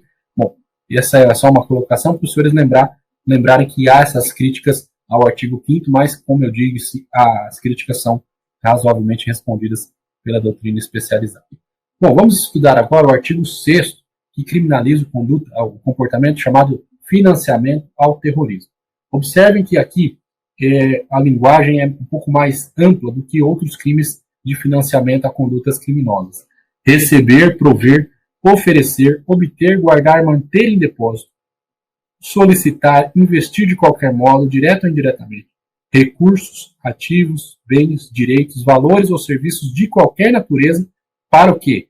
Para o planejamento, a preparação ou a execução dos crimes previstos nesta lei. Reclusão de 15 a 30 anos. Observem que a pena é extremamente severa.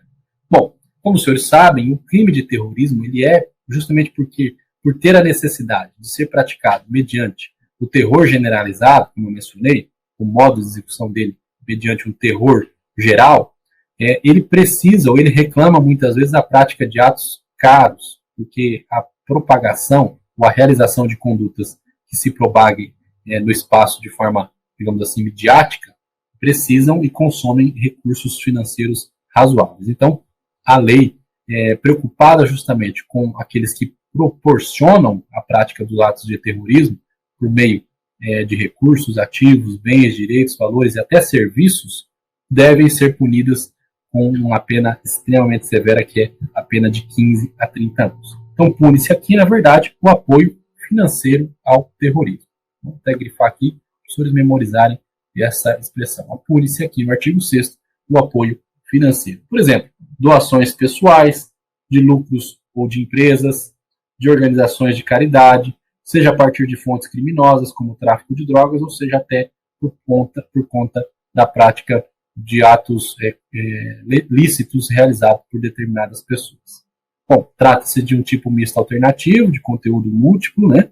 O objeto material desse crime são os recursos, ativos, bens, direitos, valores e serviços destinados ao planejamento, à preparação e à execução dos crimes da lei antiterrorista. E o tipo procura criminalizar a conduta daquele que presta apoio financeiro ao terrorismo, correto? Independentemente do valor econômico dessa contribuição. Também aqui há uma divergência. Há quem diga que contribuições de pequena monta, de valores irrisórios, seriam incapazes de levar à caracterização de um crime tão gravoso como é esse, cuja pena é de reclusão de 15 a 30 anos. Não é a posição que eu, por exemplo, defendo no nosso livro de leis penais especiais, mas há essa outra corrente, ok? A posição que eu me filio é que este é um típico delito de acumulação. Delito de acumulação é aquele cujo bem jurídico tutelado reclama, inclusive, ou impede a caracterização do princípio da insignificância, porque a prática fracionada de condutas menores por um número indeterminado de pessoas leva justamente à danosidade suficiente pretendida de tutela por aquela norma penal.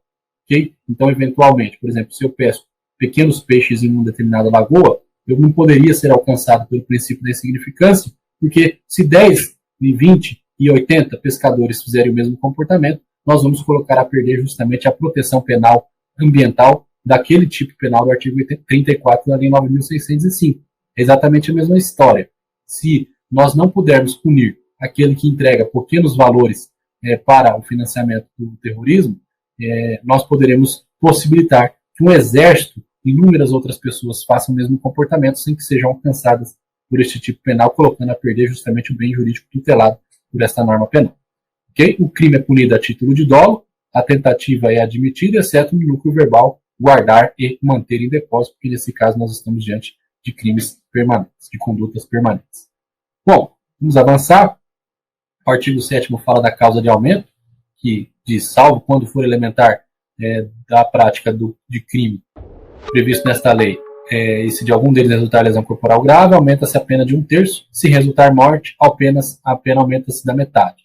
Então, são duas causas de aumento, né? Se a prática do terrorismo resultar lesão corporal e se resultar morte. No primeiro caso, a pena deve ser aumentada em 1/3. No segundo, de metade, evidentemente, quando isso não for elementar de um dos crimes. Isso acontece basicamente no parágrafo 1º, inciso 5. Né? Ali, a própria elementar do tipo é atingir a incolumidade física, tentar contra a vida ou a incolumidade física de pessoas.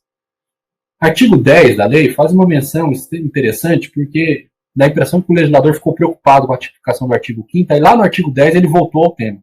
A impressão deu uma certa demora para o legislador lembrar daquele tema de novo, e aí ele redigiu o artigo 10. O artigo 10 diz o seguinte: desistência voluntária ou arrependimento eficaz. Mesmo antes de iniciar a execução do crime de terrorismo, na hipótese do artigo 5º desta lei, aplicam-se as disposições do artigo 15 do Código Penal. O artigo 15, como eu mencionei aí no título, é o artigo que menciona a desistência voluntária e o arrependimento eficaz. Okay? Bom, nós vamos tratar disso, mas o que é interessante vocês perceberem? A lei de terrorismo admite a desistência e o arrependimento eficaz porque ela quer que o terrorista, ou ela quer assegurar também a este núcleo de pessoas que praticam este tipo de crime os mesmos efeitos premiais daquele artigo 15, que é, se o sujeito, durante a execução de um determinado crime, desiste da sua conduta, ou, se ele realiza todos os atos executórios, realiza um comportamento capaz de anular todas as condutas anteriormente realizadas. Isso lhe premia, isso leva a eventual atipicidade da conduta, exceto se essa conduta restar tipificada autonomamente na legislação penal. O exemplo para os senhores compreenderem bem a situação. O terrorista desenvolve um programa de computador capaz de controlar todo um sistema de transporte de uma cidade e produzir inúmeros acidentes de trânsito. Mas antes de concluir o programa, ele abandona a atividade. Okay? Esta é uma situação bastante polêmica, porque o que a legislação faz ela cria um imbróglio. Porque se o ato preparatório por si só já é crime na lei antiterrorista, como a gente pode dizer que o sujeito pratica o ato preparatório, desiste dele e ele não responde mais pelo crime? Isso pode acontecer. Isso pode acontecer. Se esse ato preparatório abandonado, por si só, não restar, mesmo abandonado, não restar ou não reunir potencial suficiente para se desdobrar justamente na conduta realizada. Nesse exemplo que eu dei aí do software, eu gosto mais de usar o software do avião, o exemplo do software do avião. O sujeito desenvolve o software para derrubar inúmeras aeronaves que estejam sobrevoando o espaço aéreo brasileiro. Okay? Antes dele executar o programa, ou seja, ele concluiu, o software está pronto. Só que este comportamento, realizar e construir um software, desenvolver um software, realizar a programação de um programa como este, é um ato preparatório. Só que antes dele instalar nos computadores e pela rede mundial de computadores, o terrorista, o sujeito, abandona a conduta. Ele desiste. Então, nessa situação, me parece que ele ainda pode responder pelo crime. Porque basta que qualquer outra pessoa assuma o software pronto, preparado, que tem potencial para realizar o ato terrorista e o execute para tanto. Nessas situações, me parece que, se o ato preparatório tiver potencial suficiente para a prática deste ato, ele deve ser destruído. E essa exigência de destruição faz crer que, nesta situação, o ato preparatório, a desistência voluntária, ou melhor, o artigo 15, só pode aproveitar os atos de terrorismo se houver arrependimento eficaz.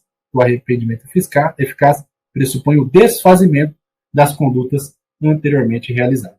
Ok? Mas essa é uma discussão doutrinária, que pode vir a cair no concurso público, principalmente numa primeira fase, é que a lei antiterrorismo prevê especificadamente o alcance do artigo 15 para o crime do artigo 5º, que é o crime dos atos preparatórios. Ok, pessoal? Vamos lá. Próximo tema, competência. Lembra quando eu mencionei a vocês a respeito?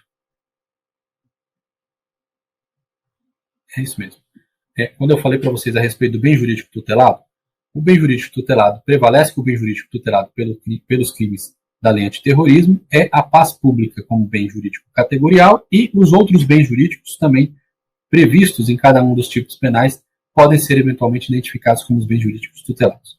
O artigo 11 da lei 13.260 menciona e estabelece, digamos assim, que os crimes praticados previstos nesta lei, ou seja, os crimes de terrorismo, serão julgados perante a Justiça Federal, digamos assim, automaticamente. Veja o que diz a lei. Para todos os efeitos da lei, considera-se que os crimes previstos nesta lei são praticados contra o interesse da União, cabendo à Polícia Federal e a investigação criminal em sede de inquérito policial e à Justiça Federal o seu processamento e julgamento nos termos do inciso 4 do artigo 109 da Constituição.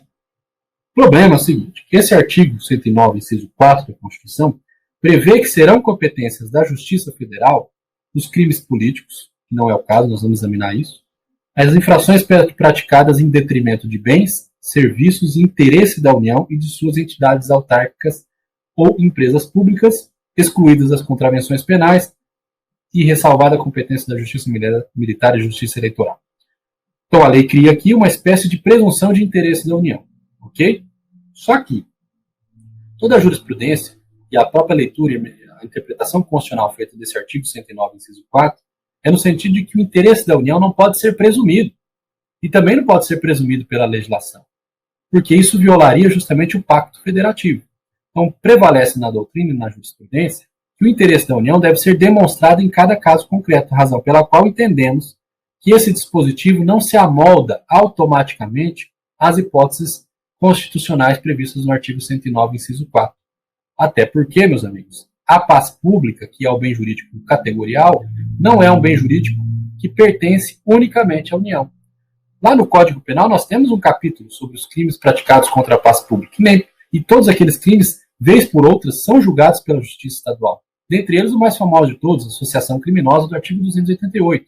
O crime do artigo 288, de associação criminosa, é um crime contra a paz pública, mas ele é julgado tanto, por vezes, pela Justiça Federal, quanto pela Justiça Estadual. Então, para nós, a melhor interpretação desse dispositivo é que o juiz natural para processamento e julgamento desses crimes é, via de regra, a Justiça Estadual, a não ser que estejam presentes alguma das hipóteses que leve e justifique o deslocamento do caso para a Justiça Federal, tal qual consagrado pela própria Constituição Federal, ok?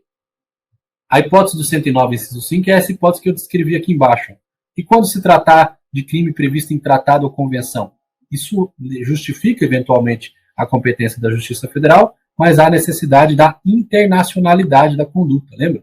Na prática da conduta, ou seja, que ela seja iniciada a execução em um país e o resultado tenha ou devesse ter ocorrido no estrangeiro ou reciprocamente. Ok? Importante lembrar disso, que não basta estar previsto em tratado ou convenção internacional para o crime ser da competência da Justiça Federal. Ok, pessoal? Bom, vamos para o próximo slide. Cuidado, hein, pessoal? Fica ligado nessa dica que eu vou dar agora, que diz respeito à competência do crime do Tribunal do Júri. Caso o terrorismo atinja a vida, ou seja, artigo 2º, parágrafo 1º, inciso 5, ante a regra constitucional do artigo 5º, inciso 38 da Constituição, o julgamento deve ser feito pelo Tribunal do Júri, que atrai também os crimes conexos. Ok? Nesse sentido, inclusive, é que também sustenta o professor Guilherme Nucci estar correta esta interpretação. Bom, vocês viram que quando eu li o artigo, ele fala da competência ou das atribuições da Polícia Federal. Aí os senhores poderiam me dizer, mas assim como o senhor falou, que a Justiça Federal não seria automaticamente competente, então nós podemos dizer o mesmo da Polícia Federal para a investigação dos crimes de terrorismo? Não. Por que não, pessoal? Porque a Lei 10.446, que é a lei que regulamenta a possibilidade da Polícia Federal, que regulamenta as competências e atribuições investigatórias da Polícia Federal, alguns crimes ali não são necessariamente de competência da Justiça Federal e encontram-se no plexo de atuação investigatória da Polícia Federal. Isso acontece quando há o quê? Quando há repercussão, infrações penais que tenham repercussão interestadual e internacional, está aqui, ou ainda quando há lei específica ou previsão legal específica para tanto. É exatamente o caso, ok? O artigo 11 estabelece, na linha do que estabelece o 144, parágrafo 1º, inciso 1 da Constituição, e na linha do que estabelece a Lei 10.446 de 2002, estabelece uma hipótese de atribuição de investigação do crime pela Polícia Federal, ainda que o crime não seja de competência da Justiça Federal posteriormente. Competência do TPI, do Tribunal Penal Internacional. Os crimes de terrorismo podem ser julgados pelo TPI? Eventualmente podem, mas observem que, segundo a Convenção de Roma, o Tribunal Penal Internacional tem competência para apurar crimes de lesa humanidade, que seriam o quê? Genocídio, crimes contra a humanidade, crimes de guerra e crimes de agressão, mas somente de forma complementar, né? Então, em princípio, eventuais atos terroristas praticados no Brasil poderão até ser julgados pelo TPI, mas desde que o quê? Se as instituições nacionais forem falhas ou omissas na realização desse julgamento. Tá? A responsabilidade do Estado é assim primária, sendo a do TPI uma responsabilidade subsidiária. Só para fins de informação, né, o Brasil aderiu ao TPI em 2002 com a ratificação do chamado Tratado de Roma, que com a emenda 45 de 2004 referida anuência foi positivada no texto constitucional, no artigo 5º, parágrafo 4º, com prescrição de que o Brasil se submete à jurisdição do TPI. Ok, pessoal? Então, terrorismo no Brasil, eventualmente, pode ser julgado pelo Tribunal Penal Internacional. Medidas assecuratórias. A lei fala de que são possíveis a adoção de medidas assecuratórias que visam justamente a garantir o resultado útil do processo mediante a despatrimonialização daqueles que se envolvem na prática dos crimes de terrorismo. Trata-se aqui da garantia remissiva de que podem ser utilizadas aquelas medidas assecuratórias previstas na legislação ordinária, ok? Então, sequestro, hipoteca legal, arresto, etc. A novidade aqui não é tão novidade, porque, por exemplo, a lei de lavagem de capitais tem disposição semelhante. É possível a alienação antecipada de bens, que está previsto no parágrafo 1º e artigo 12 da lei anticrime. O Brasil também editou uma lei, a Lei 10.744, que prevê a responsabilidade civil decorrente de atentados terroristas contra aeronaves. Isso aí ocorreu em vários países do mundo, especialmente depois do atentado do 11 de setembro de 2001, ocorrido nos Estados Unidos, e essa lei prevê a responsabilidade civil da União perante terceiros no caso de atentados terroristas, atos de guerra e eventos correlatos contra a aeronave de matrícula brasileira, operadas por empresas brasileiras no transporte aéreo público. Ok?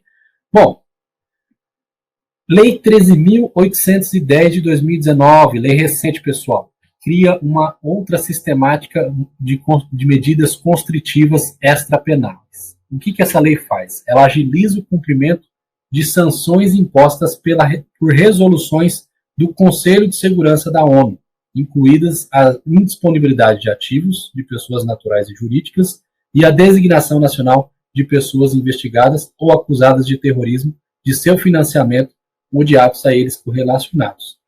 Mais uma vez, trata-se de uma inovação que procura assegurar rapidez no enfrentamento ao terrorismo, ok?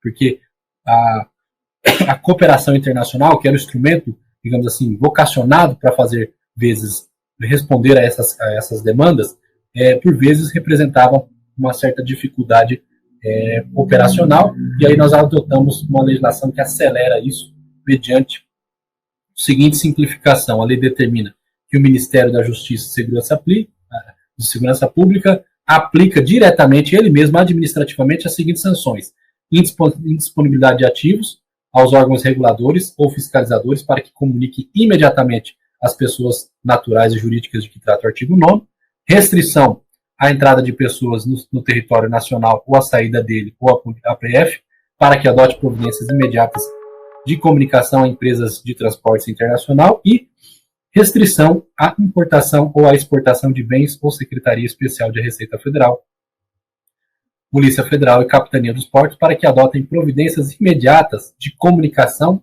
às administrações aeroportuárias, às empresas aéreas e às autoridades e operadores portuários.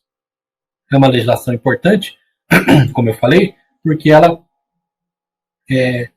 simplifica, como se fosse uma cooperação internacional, sem aquele trâmite previsto na legislação de que essa cooperação deve ser eventualmente homologada perante o STJ e sem a necessidade de intermediação de órgãos jurisdicionais propriamente ditos. Ok? Bom, pessoal, estamos de volta aqui para o nosso último bloco relacionado ao estudo da Lei 13.260, a Lei Antiterrorismo brasileira, que, como eu disse, tem alguns institutos, algumas previsões extremamente diferentes que podem vir a ser objeto de perguntas em concursos públicos. Ok? Bom, nós examinamos ali a Lei 13.810 e agora nós vamos voltar ao tema das medidas assecuratórias para examinar algumas figuras criadas pela lei extremamente diferentes, singulares, que, como eu disse, podem ser objeto de concurso público. A primeira delas é o administrador de bens. O administrador de bens está previsto no artigo 13 e 14 da lei, que é justamente uma figura criada com a intenção de facilitar e promover a administração dos bens e ativos eventualmente apreendidos por meio das medidas assecuratórias previstas na lei anteriormente, então, por meio dos arrestos, sequestros e hipotecas realizados no combate e enfrentamento ao terrorismo, muitas das vezes, por conta até de algumas peculiaridades a respeito desses ativos, seja por conta da sua alta volatilidade, deterioração rápida ou até poder de desvalorização muito rápido, esses bens reclamam uma administração, digamos assim, mais antenada, mais apropriada, específica desses bens, e aí a legislação cria a figura do administrador. A lei prevê a figura do administrador, a quem caberá zelar pela guarda e manutenção desses bens apreendidos, que é uma função no munus público, né, imposto pelo judiciário, porém com uma possibilidade dele ser remunerado. Essa remuneração deverá ser fixada dentro dos parâmetros mínimos condizentes com essa atividade, né? Então devem ser fixadas pelo magistrado a partir dos critérios do valor dos valores de mercado para esse tipo de ato, né, de administração. Esse administrador fica sujeito à prestação de contas sempre que instados pelo juiz, e o administrador de bens também terá sua atuação levada a efeito e ao conhecimento do Ministério Público para eventual fiscalização. Okay? Isso é importante porque isso dá uma dinâmica operacional maior para os bens da lei antiterrorista. Agora, observem comigo o artigo 15 da lei antiterrorismo, que diz o seguinte: o juiz determinará, na hipótese de existência de tratado ou convenção internacional e por solicitação da autoridade estrangeira competente, medidas assecuratórias sobre bens, direitos ou valores oriundos de crimes descritos nesta lei praticados no estrangeiro. Então, eventualmente, aquele sujeito que pratica terrorismo aqui no Brasil e que ele tenha os bens, os ativos dele localizados no estrangeiro, a lei já assegura que o juiz determinará a aplicação dessas medidas assecuratórias, valendo-se, para tanto, dos tratados e convenções relativos a este tema. Ok? Então, havendo tratado, o caminho é o artigo 15, caput, da Lei 13.260. Tomem nota, então, havendo tratado ou compromisso ou convenção, você se vale do artigo 15, caput. Agora, se não houver nenhum tipo de tratado ou convenção internacional, nesse caso, aplica-se o disposto no parágrafo 1º, que diz o seguinte: aplica-se o disposto neste artigo, independentemente de tratado ou convenção, quando houver reciprocidade do governo do país da autoridade solicitante. Isso acaba prestigiando o chamado princípio da reciprocidade, que é uma regra, né, na verdade, uma regra de direito internacional que já foi até contemplada pelo artigo 26 do Código de Processo Civil. Vejam lá o que diz. Código de Processo Civil, segundo o qual, na ausência de tratado ou cooperação jurídica internacional, poderá realizar-se eventual ato de cooperação com base na reciprocidade manifestada pela via diplomática. Isso significa que não é absolutamente necessária a existência do instrumento ou tratado bilateral internacional para que haja justamente esse tipo de atuação assecuratória desses bens, para que o Estado consiga alcançar os ativos do sujeito que praticou um terrorismo no Brasil, mas que esses ativos estejam localizados em outro país, em outro local. Nesse caso, o Brasil fará uso da regra da reciprocidade, que se funda, na verdade, meus amigos, no respeito mútuo, que deve orientar as relações internacionais. Isso é tema de direito internacional, que autoriza, inclusive, a prática de efeitos jurídicos em diferentes locais do mundo, desde que aceitos esses efeitos jurídicos por ambos os países que estão em vias de negociação. Um exemplo aí claro e que pode ser aplicado também ao crime de terrorismo, da regra da reciprocidade, é a previsão do artigo 103 da Lei de Imigração, né, que é a Lei 13.445 de 2017, que prevê a transferência de pessoa condenada poderá ser concedida quando o pedido se fundamentar em tratado ou houver promessa de reciprocidade. Nessas situações, pode haver, eventualmente, cumprimento e realização de atos por diferentes países, de diferentes locais, sem que haja, eventualmente, verdadeiramente, o tratado ou compromisso, bastando, para tanto, ser dado cumprimento à regra da reciprocidade. Ok, pessoal?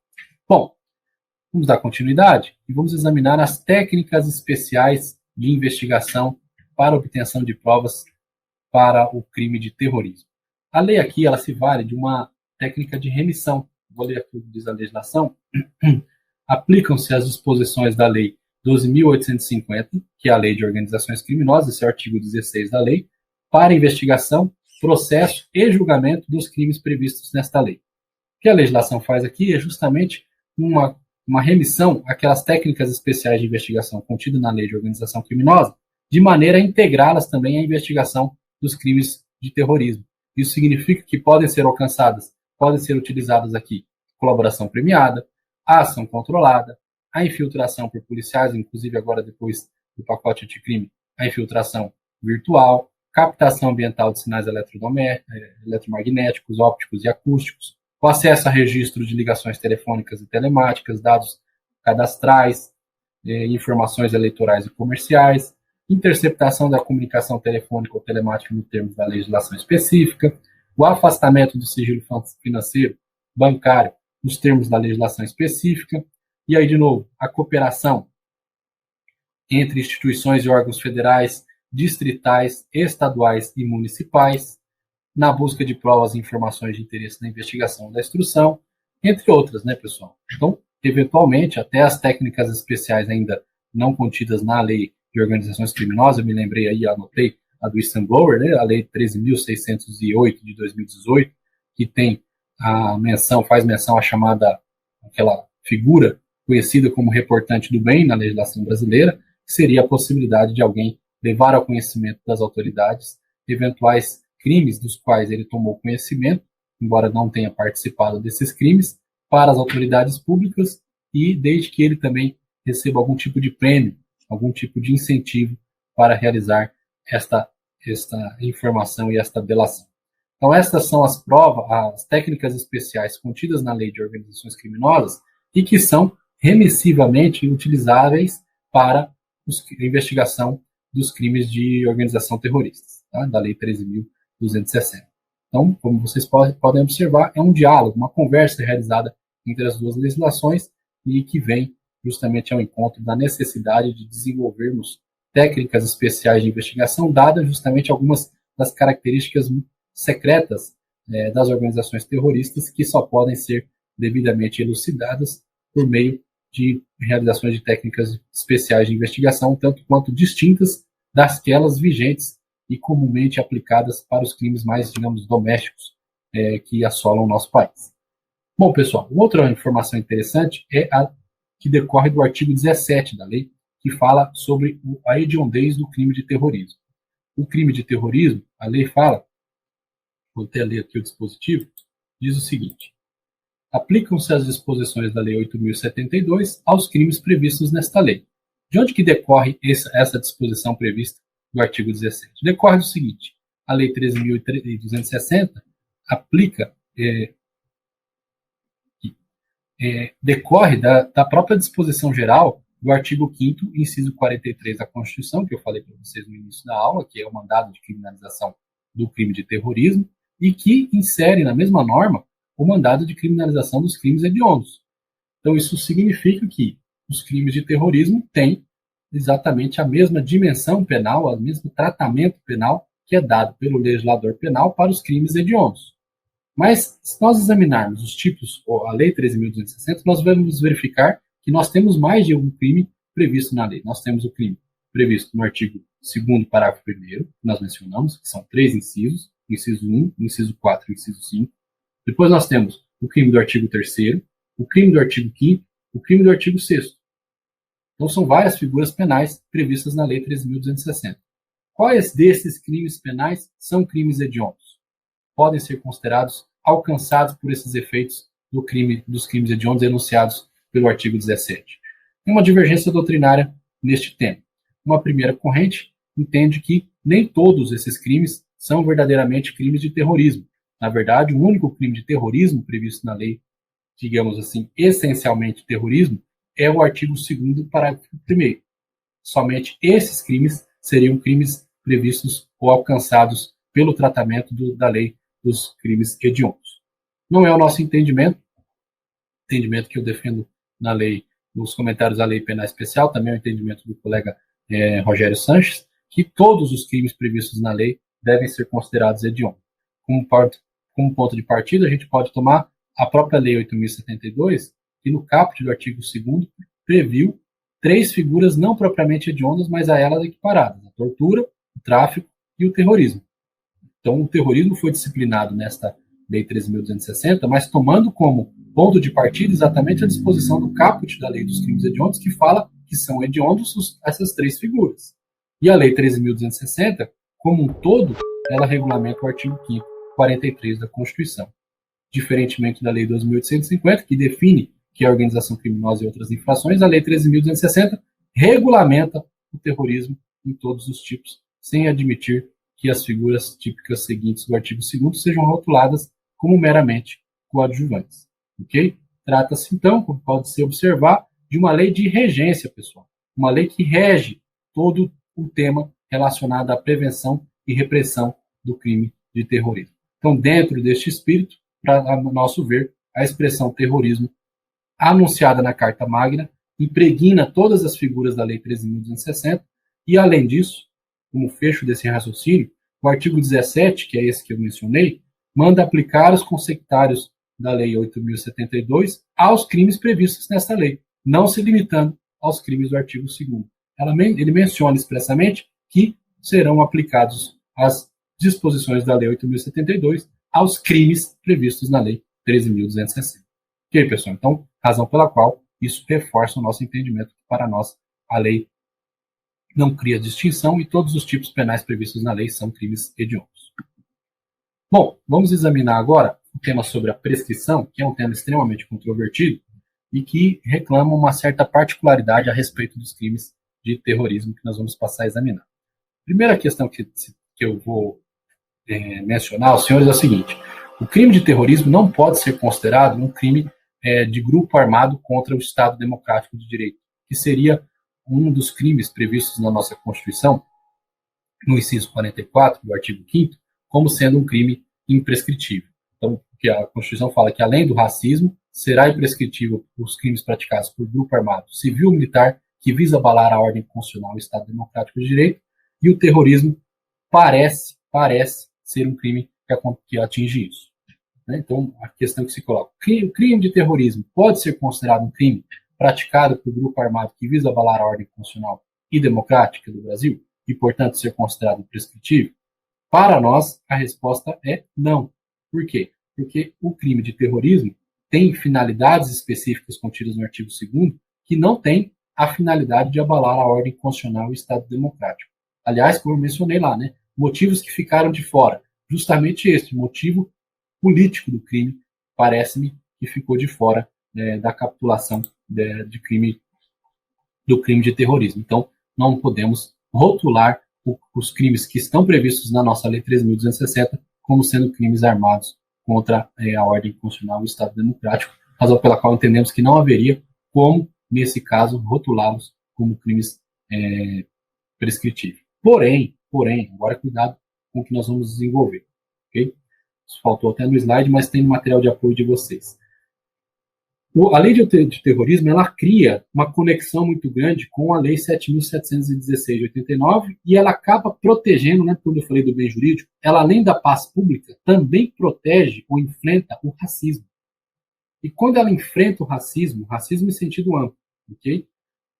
Porque ela procura combater, ela tem como finalidade especial a xenofobia e a discriminação e o preconceito em razão de raça, cor, etnia e religião. Quando ela coloca como elementar do tipo, ainda que relacionadas aos elementos subjetivos do agente, esta finalidade, ela acaba protegendo também os valores relacionados à tutela penal ou à reprovação penal que o racismo tem embutida na Constituição Federal. E aí me parece que, neste caso, há uma identidade de finalidades entre a Lei 7.716, que é a lei do combate ao racismo, e a Lei 13.260, suficiente para fazer estender para a lei do crime de terrorismo a imprescritibilidade contida nesse mesmo inciso 44 do artigo 5º da Constituição Federal. Okay? É a mesma base valorativa, pessoal, que está contida no Comando Constitucional que prevê a imprescritibilidade do racismo, que se estende à Lei 7.716 para a lei de terrorismo, porque ela também busca combater na maneira como ela está redigida, o racismo no Brasil, porém com uma outra feição, o racismo utilizado para a prática de terrorismo, não somente o racismo para a prática de atos discriminatórios como contidos na Lei 7.716. De todo modo, me parece ser utilizado a mesma razão, o mesmo motivo que levou o legislador a criar aquela imprescritibilidade para combater o crime de racismo para os crimes de terrorismo desta Lei 13.260. Isso aconteceu recentemente, né? O STJ declarou também imprescritível um crime de injúria racial, embora a doutrina sempre tenha feito aquela distinção, né, entre os dois delitos. O racismo visava atingir um número indeterminado de pessoas, né, a injúria racial um número certo e determinado de vítimas, porém, mesmo admitido ou não essa distinção, o STJ falou, olha, tanto um quanto o outro é crime de racismo. E sendo crime de racismo, os crimes são imprescritíveis tanto em um quanto em outro caso. Me parece ser a semelhança, o mesmo raciocínio que nós devemos e podemos desenvolver no crime de terrorismo. Mas esta é uma posição doutrinária que eu coloco na nossa obra de leis penais especiais. Nós não temos ainda posição jurisprudencial e eu desconheço outro doutrinador que tenha sustentado posição semelhante. Portanto, o tema da prescrição tem esse desdobramento, digamos assim, ainda crítico, que pode ser eventualmente cobrado e desenvolvido pelos senhores. Bom, pessoal, terrorismo e crime político. Embora se referindo ao artigo 20 da Lei de Segurança Nacional, o Supremo Tribunal Federal já decidiu que não é crime de político o crime de terrorismo. É claro que isso se deu para efeitos de extradição, ok? Mas, de todo modo, o Supremo assim decidiu. Vejam que diz essa emenda longa do Supremo, mas que vale a leitura para a compreensão do tema que nós estamos expondo. Os atos delituosos de natureza terrorista, considerados os parâmetros consagrados na vigente Constituição Federal, não se subsumem à noção de criminalidade política, pois a lei fundamental proclamou o repúdio ao terrorismo como um dos principais princípios essenciais que devem reger o Estado brasileiro em suas relações internacionais. Além de haver qualificado o terrorismo, para efeito de repressão interna, como crime equiparável ao delito hediondo, o que o expõe, sob tal perspectiva, a tratamento jurídico impregnado de máximo rigor, tornando-o inafastável e insuscetível de clemência soberana do Estado e reduzindo ainda a dimensão ordinária dos crimes meramente comuns. A Constituição, presente tais vetores interpretativos, não autoriza que se outorgue a práticas delituosas de caráter terrorista o mesmo tratamento benigno dispensado ao autor de crimes políticos e de opinião. A extradição, enquanto meio legítimo de cooperação internacional na repressão e às práticas de crime comum, representa instrumento de significativa importância no combate eficaz ao terrorismo, que constitui uma grave ameaça para os valores democráticos e para a paz e segurança internacionais, justificando-se por isso mesmo, para efeitos tradicionais, a sua descaracterização como delito de natureza política. Então vejo que o ministro Celso de Mello declara, neste caso, que o crime de terrorismo não é um crime de político, portanto, não é o sujeito que foi condenado por um crime desse, não teria direito ao chamado asilo político no Brasil e decretou a extradição do sujeito para que ele fosse levado para outro país. Então, esta é uma informação importante, porque sempre há essa divergência, ou sempre há essa suposta confusão de que o eventual crime de terrorismo pudesse ou não caracterizar-se como crime político. Não, não é um crime político, inclusive essa razão pela qual o sujeito pode, o estrangeiro, que foi condenado no estrangeiro pelo crime de terrorismo, eventualmente que estiver no Brasil, pode ser extraditado para aquele país. Lembre-se que nesses casos pode se dar, inclusive valentes da regra da reciprocidade, que eu já mencionei para os senhores, e que, posteriormente, o Brasil veio a entender que não havia a dupla tipicidade do fato e que, só que isso ocorreu muito tempo depois, que o Brasil precisava e ressentia-se de uma lei específica para fins de capitulação do que seria terrorismo, o que foi feito pela Lei 13.260 de 2013, que nós examinamos nesta aula. Bom, pessoal, era isso. Queria desejar a vocês sucesso, um bom estudo, aí, uma boa preparação para concursos públicos. Dizer a vocês que estou à disposição pelos canais disponíveis aí na nossa mídia social e dizer que foi uma satisfação poder ajudá-los a compreender esta legislação. Um grande abraço a todos e até mais.